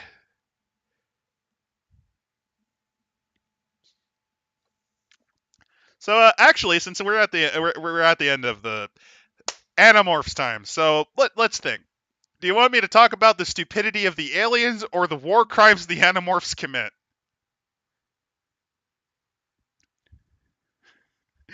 The Oldsmobile Army, I imagine senior citizen Corvids for Brigador. I mean, the leadership of the Oldsmobile Army were like old veterans, like that crazy motherfucker from the Philippines who still fought for the Japanese army until like 1982. Like the leadership of them were basically crazed ass war veterans. They might have had Camille wake up after Amuro died against Char. Although that depends on what canon you're dealing with, because there's the book series where he actually gets killed in the 1 Year War. Because yeah, the UC isn't exactly like clear depending on what you choose to read.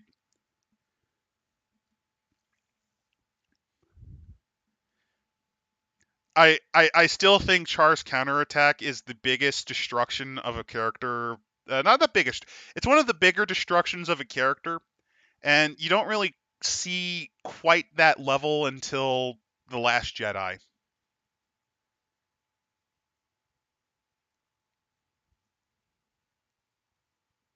But as you want, it became NEP. Yeah. But I'm not kidding. I really do think Char's counterattack did a disservice to the character of Char Aznable, or should I say Casval? Because originally he kind of had some hope, and based on his actual personality and the fact that in earlier takes on I think Double Zeta he was supposed to show up. He wasn't supposed to culminate in becoming a weirdo obsessed with his dead daddy.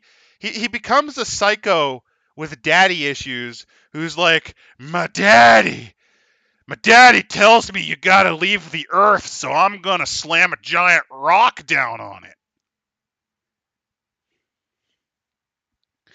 Oh, we're talking about Animorphs. Oh, yeah. Okay, so we're going to talk about each of the 6 cast members. So let's start with Tobias.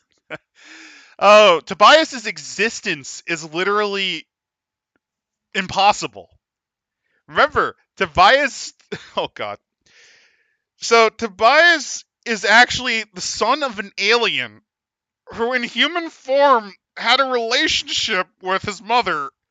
And then through universal multi-dimensional time fuckery by a crazed alien who gained godlike powers, is transported into another reality, quasi-reality, where Tobias is still a thing.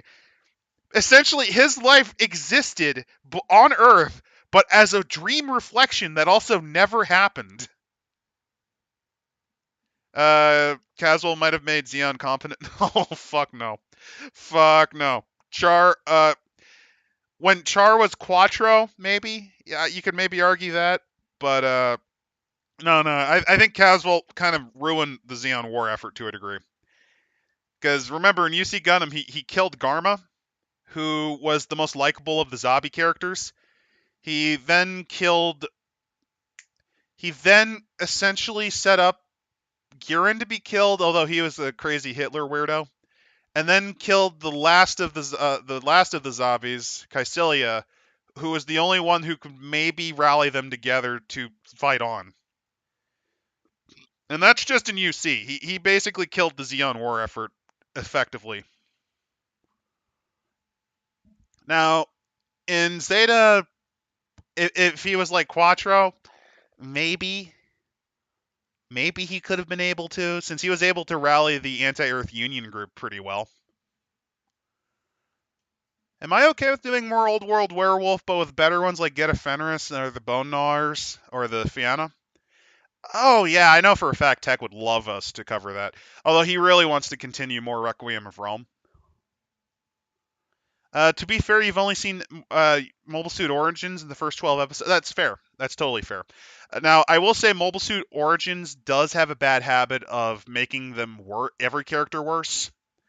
Also, fun fact, Char Aznable actually originally wasn't Caswell. Caswell killed a man who came from Space, Texas. Not even kidding. There was an actual Char. Caswell killed him and took his place. Because remember, he's not quite right in the head. He was raised by a weirdo who was obsessed with his father, who told him essentially every day, you have to kill the zombies, son. You have to kill the zombies. You have to kill them all. Because, Jim Burrell was kind of a nut job. He was kind of a nut job. But anyway, Tobias's life was a nightmare. Back to Animorphs, since I did promise that. His dad is a dream and a reality. He's an alien named El Fangor, who's also the alien that gives them their morphing powers.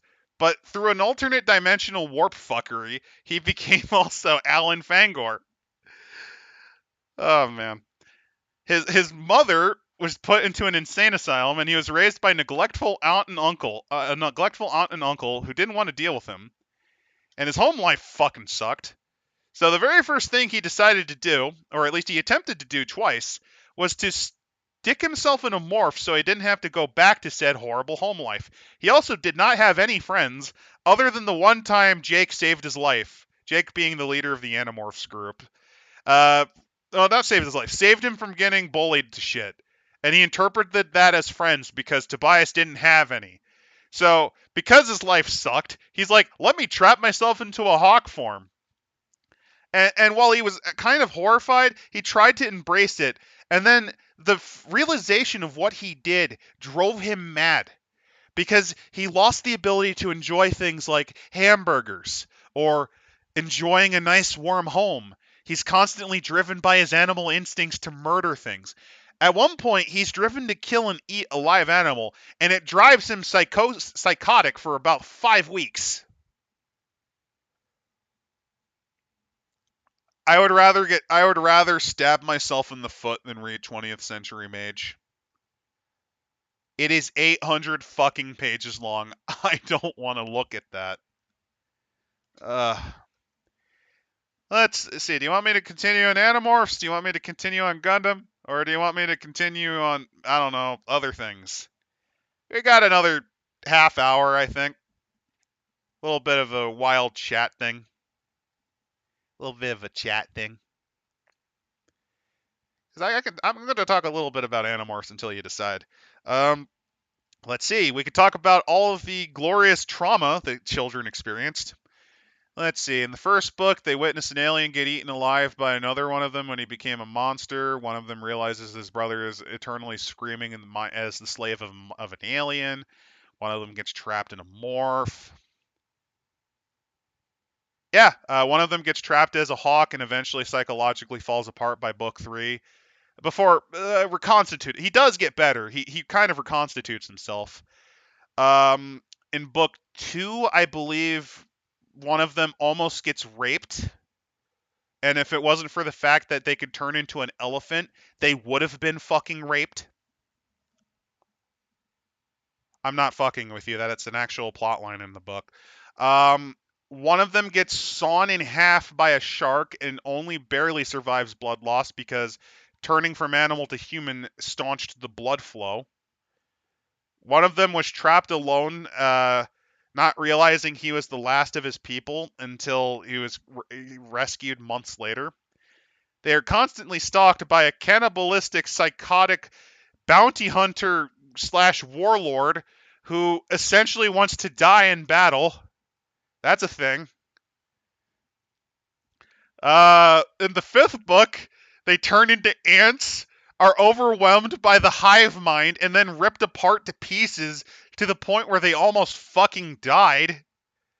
Oh, and one of them finds out that his mother, who he thought died in a horrible boating accident, is actually the leader of the Earth invasion by the brain slugs.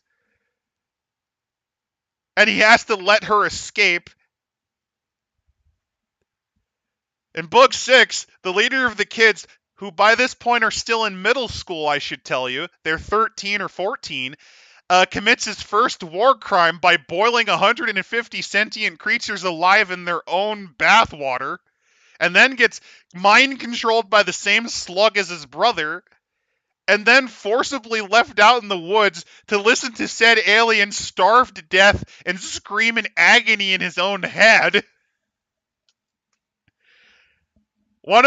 They then get sent to an alternate dimension by a time-traveling, multi-dimensional alien to realize what would happen if they lose as a part of a gambit, all just to give their fucking friend the ability to turn into a human again.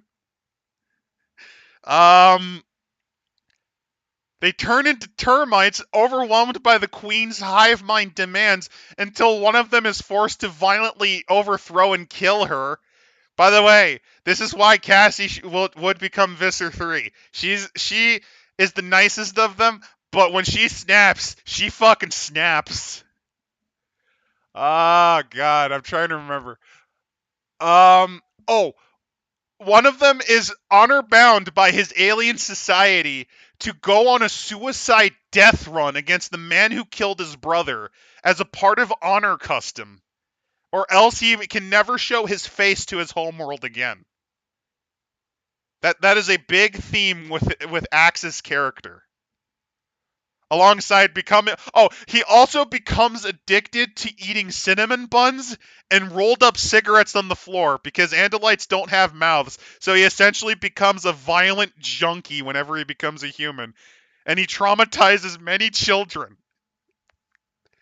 Um, there's the time Jake gets smashed to shit as a fly, and they have to stitch his corpse together just long enough to earn the demorph. Oh yeah, one of them gets horribly eaten alive by polar bears. Gets ripped apart by polar bears. That's pretty great.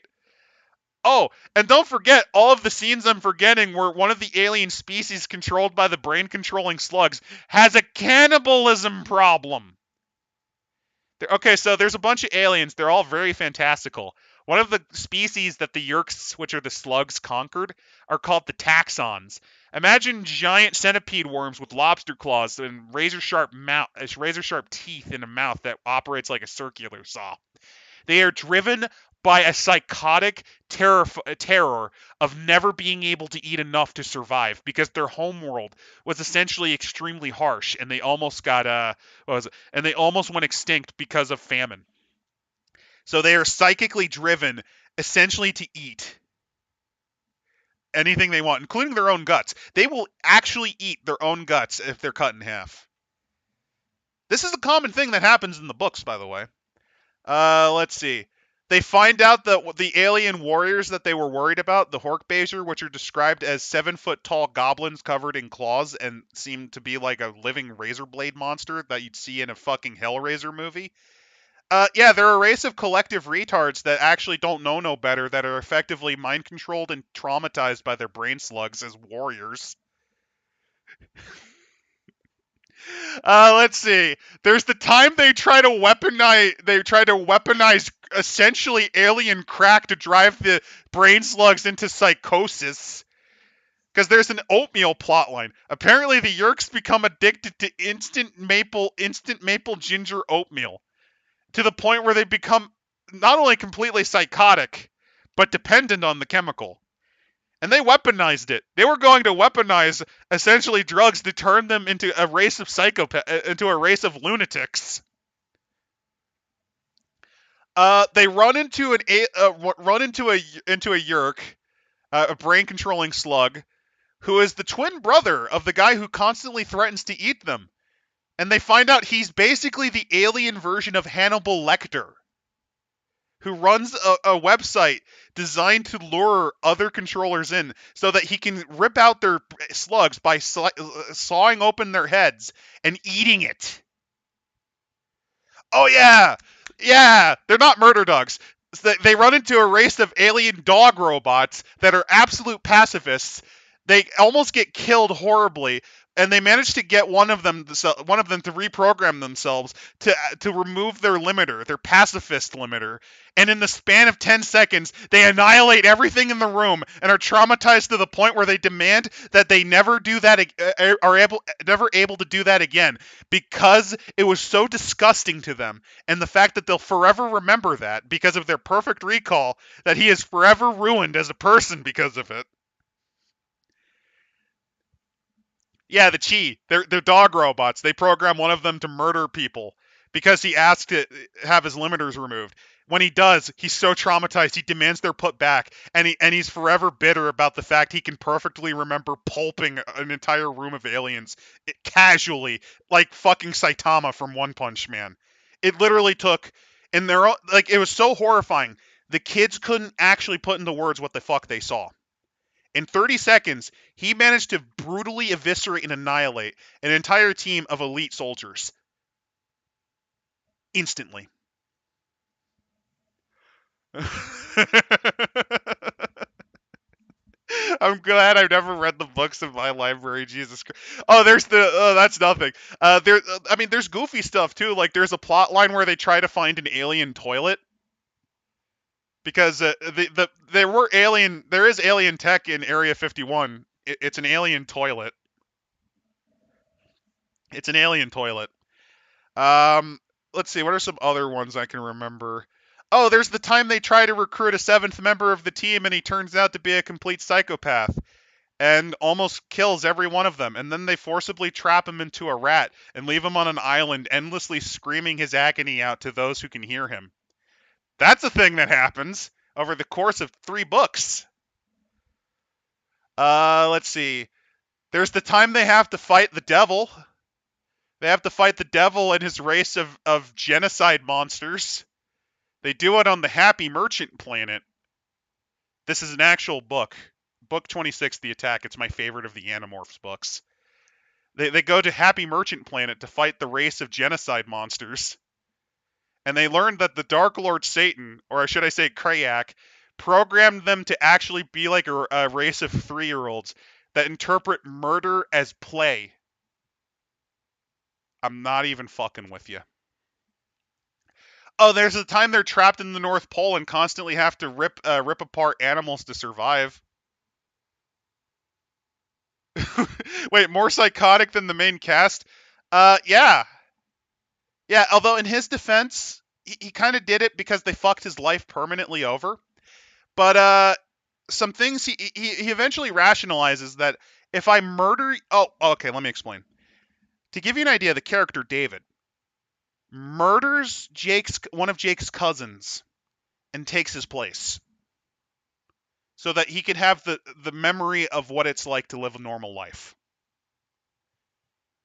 He goes to the kid's hospital room, fucking smothers, breaks his neck, throws him down an elevator shaft, and takes his place after burning his corpse to the point where it was unrecognizable.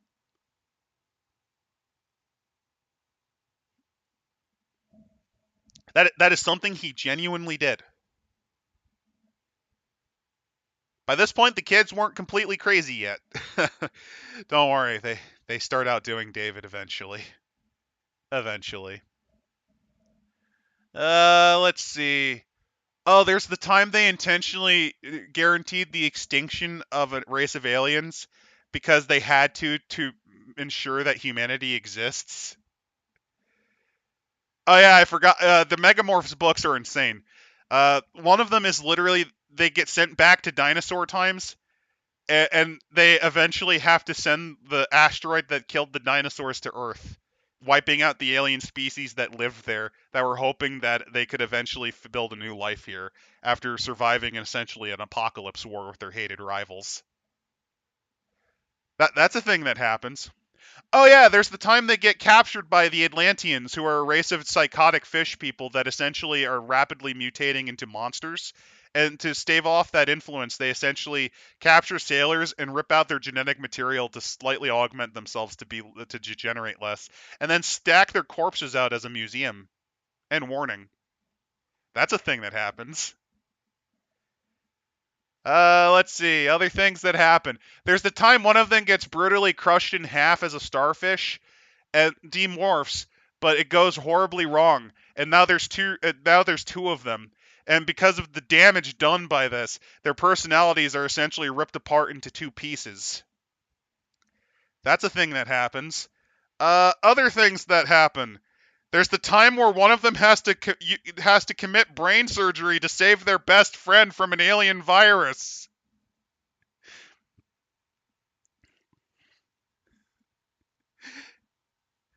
Oh yeah, like in their defense, they're the only people that are literally holding the line against the army of alien slugs.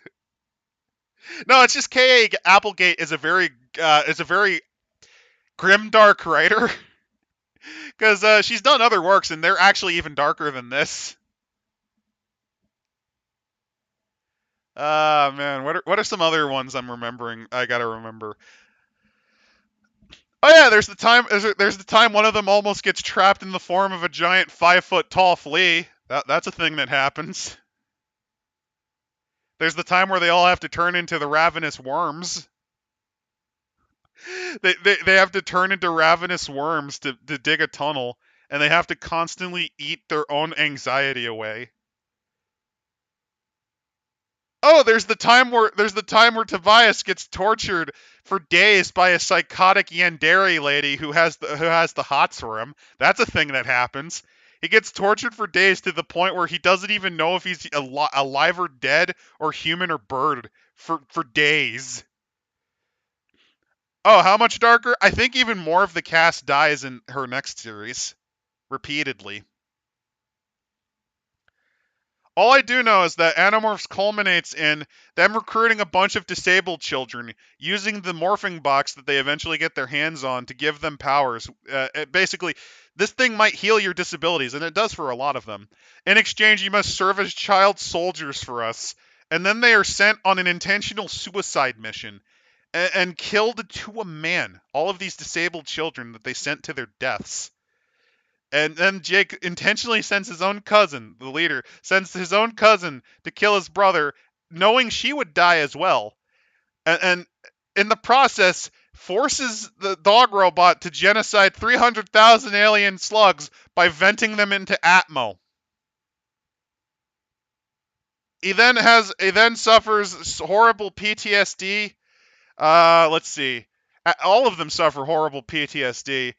All of his friends stop talking to him because literally, what the fuck? Tobias, at this point, returns to Bird completely. He gives up on life because the only person he actually kind of really liked was his cousin Rachel. In that way. The only one of them that actually comes out psychologically sound is Marco, who's the funny guy. He decides to actually use his animal morphing talents to become a star and celebrity. He embraces the meme. He becomes like, oh yeah, I'm gonna use my powers to advertise for like fucking Pizza Hut and Domino's and star in fucking movies. Um, he loses his girlfriend because Cassie's like, what the fuck, bro, and hooks up with a hippie, and she's still kind of my least favorite character anyway. And Axe becomes a war prince, which is the second highest rank that you can get in Andalite society, and eventually gets captured by a bunch of Yeerk nationalists and absorbed by a horrible Gestalt consciousness known only as the One.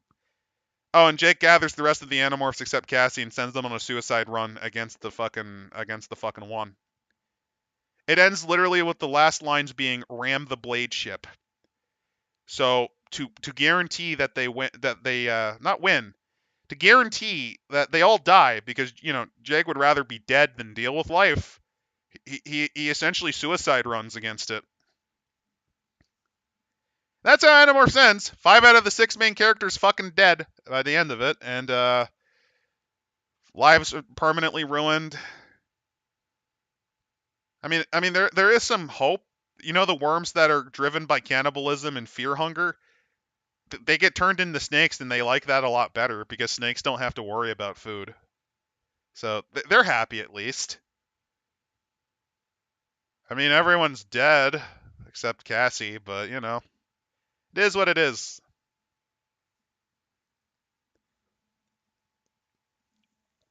Remember, this was a book series written for children.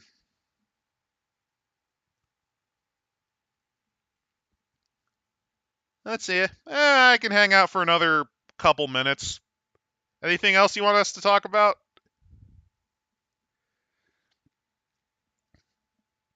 Oh yeah, it's fucking cursed. Animorphs is a cursed series.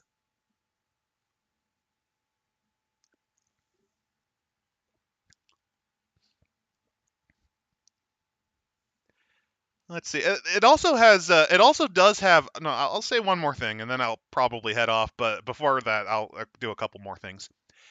I will say one thing though. Animorphs actually does have very creative alien designs. Almost none of them actually have the human shaped template. You know how a lot of sci-fi movies have humanoid aliens? K.A. Applegate basically said, "Yeah, fuck that. That's kind of lame," and made all of them as weird as possible. Like when I mentioned the Andalites, they're a race of centaurs with 7 fingers on each hand, blue fur, no mouth, eye stalks, and a scorpion tail. The taxons I mentioned, imagine an earthworm but with a razor mouth, a bunch of eyes attached to the side that look like gelatin, lobster claws, and fucking crab legs. The Hork-Bajir, like I said, they're goblins covered in knives. They're goblins covered in knives. The Happy Merchants look like shaved vultures with fat accordion bellies.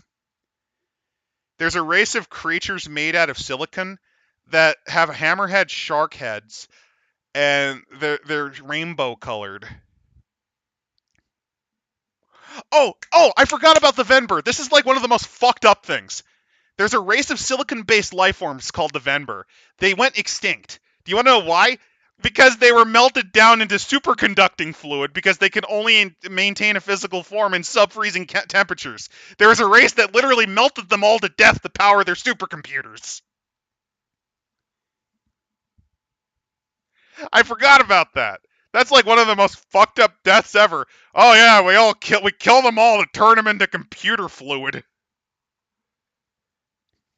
Oh yeah, I actually have a couple of the licensed Transformer toys. What, you don't? What, the race of aliens being turned into superconducting fluid for computers? Yeah, that's an actual thing. That's an actual line of dialogue that I just said in the book. They only appear in the 25th book as a weird side creature. Oh yeah, and there's also the psychic frogs. The psychic frogs. I forgot about them. Mainly because there was a little arc with them, and then they just kind of never showed up again. There's a race of psychic frogs. They're called the Lyrans. The Yeerks wanted them because they have perfect mind reading abilities. And there's an entire book which takes place with the Animorphs actually fighting on the Lyran homeworld because of a horrible Oh, I forgot about the most fucked up thing that ever happened. Okay, so here's how the morphing process works. So, you know how it's weird that you can be like a 5 foot tall dude and you can turn into like a beetle? Well, they actually come up with a scientific explanation for why you can become a beetle. It's because the excess mass, your excess fat, gets shoved into a subdimension known as zero space, which has no matter. It is just a plane of energy. So your mass gets shoved into it. And if you turn into a really tiny critter, which is what they did, occasionally ships using hyperspace travel will suck you into Z space. Which, if you're wondering, it works on fourth dimensional principles, meaning that you can see inside yourself as well as outside yourself. You get to perceive the fourth dimension, and your brain cannot understand that. Oh, also, you suffocate. So yeah, there's an entire plot where they set you up to think that they have to get the blood of they have to wake up a dude before he can get turned into a controller because he's an important politician. They then sucker punch you by having them get shunted into a hyperspace, almost suffocate to death in horrendous agony before being picked up by the Andalites, and they are then sent to fight in a war against the Yeerks on the Lyran homeworld. And it is my second or first favorite. It's my second favorite book.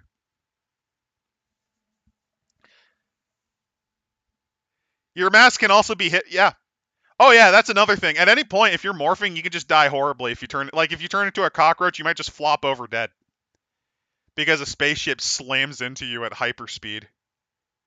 Are Animorphs Tesseract werewolves? No, but one of them is actually the linchpin of the universe. I'm not even kidding. Cassie is kind of an author's pet. She is the metastable pin in the fabric of reality. I'm not fucking with you. But she basically is kind of like this weird linchpin to reality. And they kind of are Tesseract werewolves.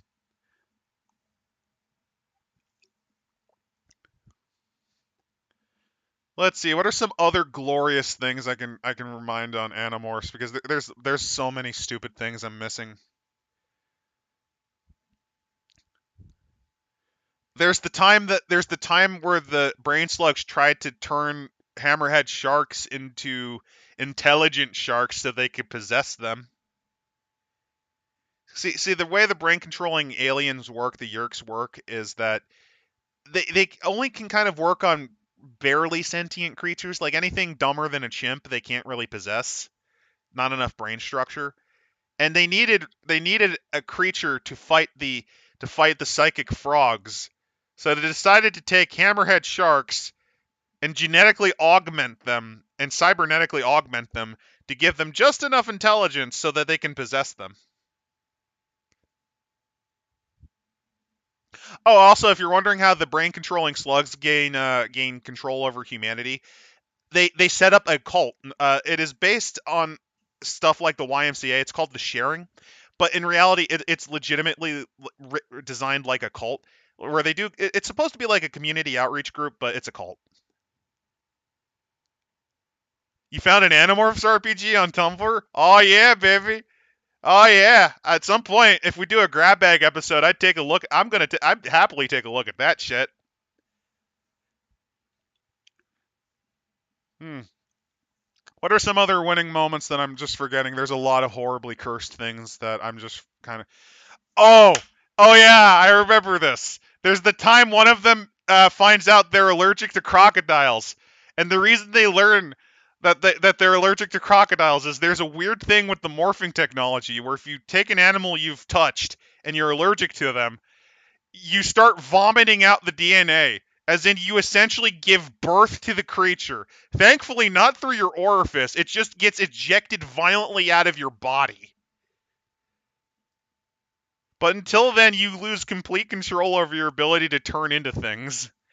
So you just randomly might turn into, like, I don't know, a fucking slug or a wombat or a hippopotamus, all because you accidentally touched a house cat you were allergic to. And then one day you wake up and there's the house cat head peeking out of your body like Quado from Total Recall going before it slowly gets vomited out of your body. That's a thing that happened in one of the books.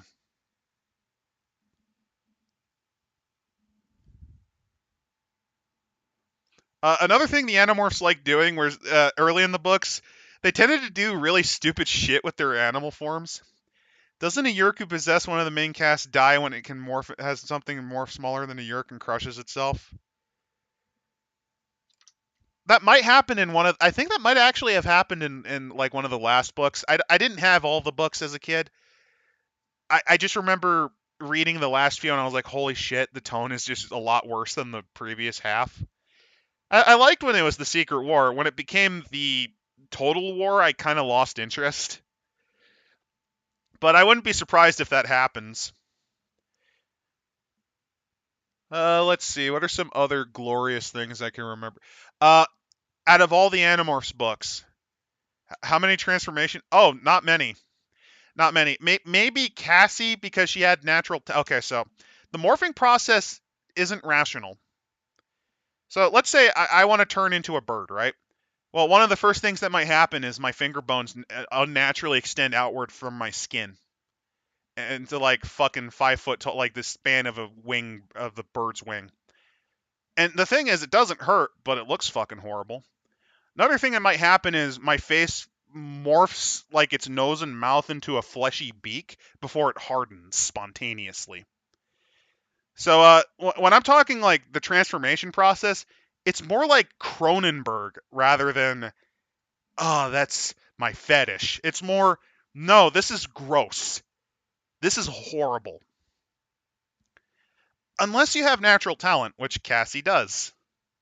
So with her, you can get some sad degenerate fetish feel, but it's never written in that way. It's usually written into stuff like, and then, oh no, Marco's screaming in terror as he does nothing but continuously grow as a flea. Oh no, I might turn into a giant flea forever. Which is a thing that actually happens.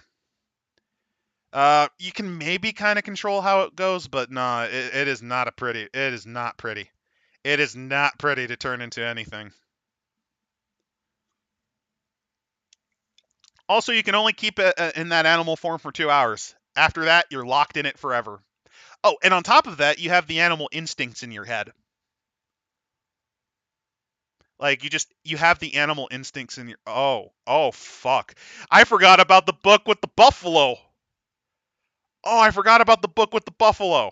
There was a buffalo that accidentally got morphing powers, and it turned into a human. and it was rendered into a gibbering, insane creature because it had no understanding of what sentience was. Cassie's not the worst. It's just I consider she's kind of my least favorite of the six. Because each of them kind of had their own qualities about them that you just kind of like. I mean, except Jake. Jake's kind of boring. He's kind of boring, and he commits war crimes. That's his personality. Jake's personality is he's boring, he commits war crimes, and he's the leader. Marco is he's funny. He makes sarcastic responses. He likes to prank people. He has a lot of personality, and on top of that, he's the only one with a working sense of self-preservation. Tobias is the weird loner kid who constantly makes a lot of talk about how he hates random birds, and also casually just remarks, with me, I miss burgers, but sometimes you just gotta enjoy roadkill. And Rachel starts as a preppy girl with a mean streak to I become death, destroyer of worlds, like fucking full Blood Knight. Yeah, well, the earlier books they do have little bits of fun, but it's very clear like that's like the early books before they really get into how horrible the war is. Because again, they started the war in middle school. I think they were like 13 when they gained their powers. By the end of the books, they're like 16. And for the last year of the war, their lives were completely not treated at all like a normal teenager. They never had a chance to be normal for the last year. They had to essentially live in like a Taliban compound, effectively.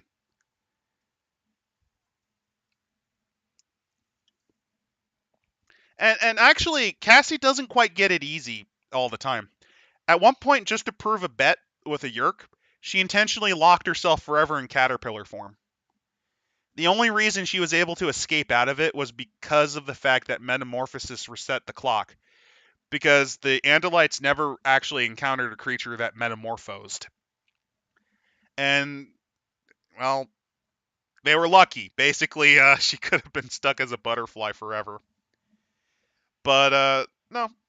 She got lucky there. That was a bit of an author's pet, but she does experience hardship. She also, when she gets stuck in a morph, she's the one most likely to kind of completely lose her mind and lose her shit. There's a reason why the main villain they deal with early on is Visser 3, who is this like megalomaniacal, bombastic, scenery chewing villain who with a cannibalism problem, with an eating people problem. Cassie's basically him if he took his psychotic medication. Because if you think about it, Visser 3 is obsessed with animals to the point where he regularly goes around and collects creatures from around the universe just to acquire their abilities. That means he's like interested in creatures. He was interested in studying creatures even before he became a psychopath in mindset. Like basically, Cassie's him without his with his antipsychotics. Because Cassie also has a habit of eating things when she loses herself in the morph. And she usually gets horribly traumatized. Well, no, like the thing is, the transformations aren't painful. They just look weird. She turns it into an art almost. Like she turns her hands into wings in a beautiful, flowing, naturalistic pattern, rather than my arms randomly gain feathers and turn into amorphous blobs, or well, she became a centaur. She managed to focus her transformation on their lower head, rather than I gain a horse face and my hands turn into tough clacking things before turning into hooves. Little things like that. It's just more of a naturalistic touch. It looks more like rational when she does it. It doesn't actually mean she's like better than them in transforming, other than in not looking like a disgusting Cronenberg freak in the halfway points. Oh fuck, I forgot. Oh fuck, I forgot. One of the weird early adaptation things is thankfully they learned by book 2, but originally they didn't know they didn't know how to keep clothing on when they morphed. So there were scenes in the first book where yeah, they were naked. It is not played up. It is done tastefully, but thankfully they learned really quickly that if you wear stuff like spandex and really tight clothing, that sticks with you, because they kind of didn't want to constantly, have to deal with the fact that some of them are naked. Also, Axe is a treasure. My favorite of the six was always kind of Axe or Marco. They actually bounced off of each other really well, along with Tobias. Those were kind of my favorite three. Uh, Axe was fun because he kind of had that, the Andalites tended to be kind of snooty and superior. Axe had that too, but he also was prone to being really goofy. Not just as a human, but like he became fascinated with things like that humans did. Just made no sense. Like, why did you make artificial hooves? What was the point of that? Why do you constantly obsess over chemical needs like sex to the point where like they are young and restless? So the show title fits perfectly. But I do not understand why they are so concerned with kissing their mouth face on each other. And because he doesn't understand how a sense of taste works. Oh, he also, since he doesn't have a mouth, he is constantly fascinated by the noises people make. Like I said, Axe is fun. Axe is really fun, and he bounces off well with the other. As a whole, the Animorphs actually kind of work better as a crew because they kind of bounce off of each other personality wise.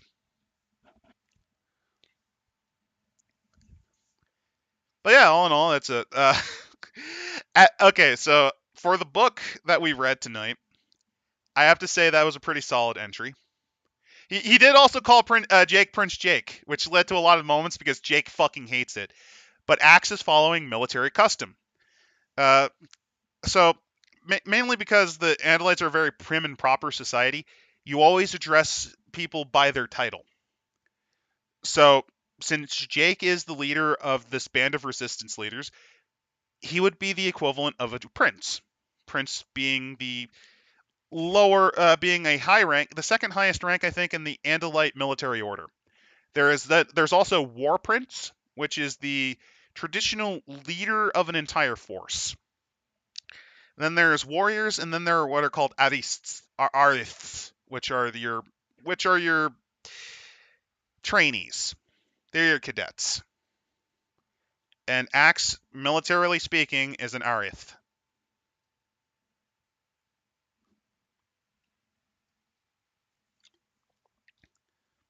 But anyway, yeah, Animorphs is an amazing series. If you've not read it, I seriously recommend it.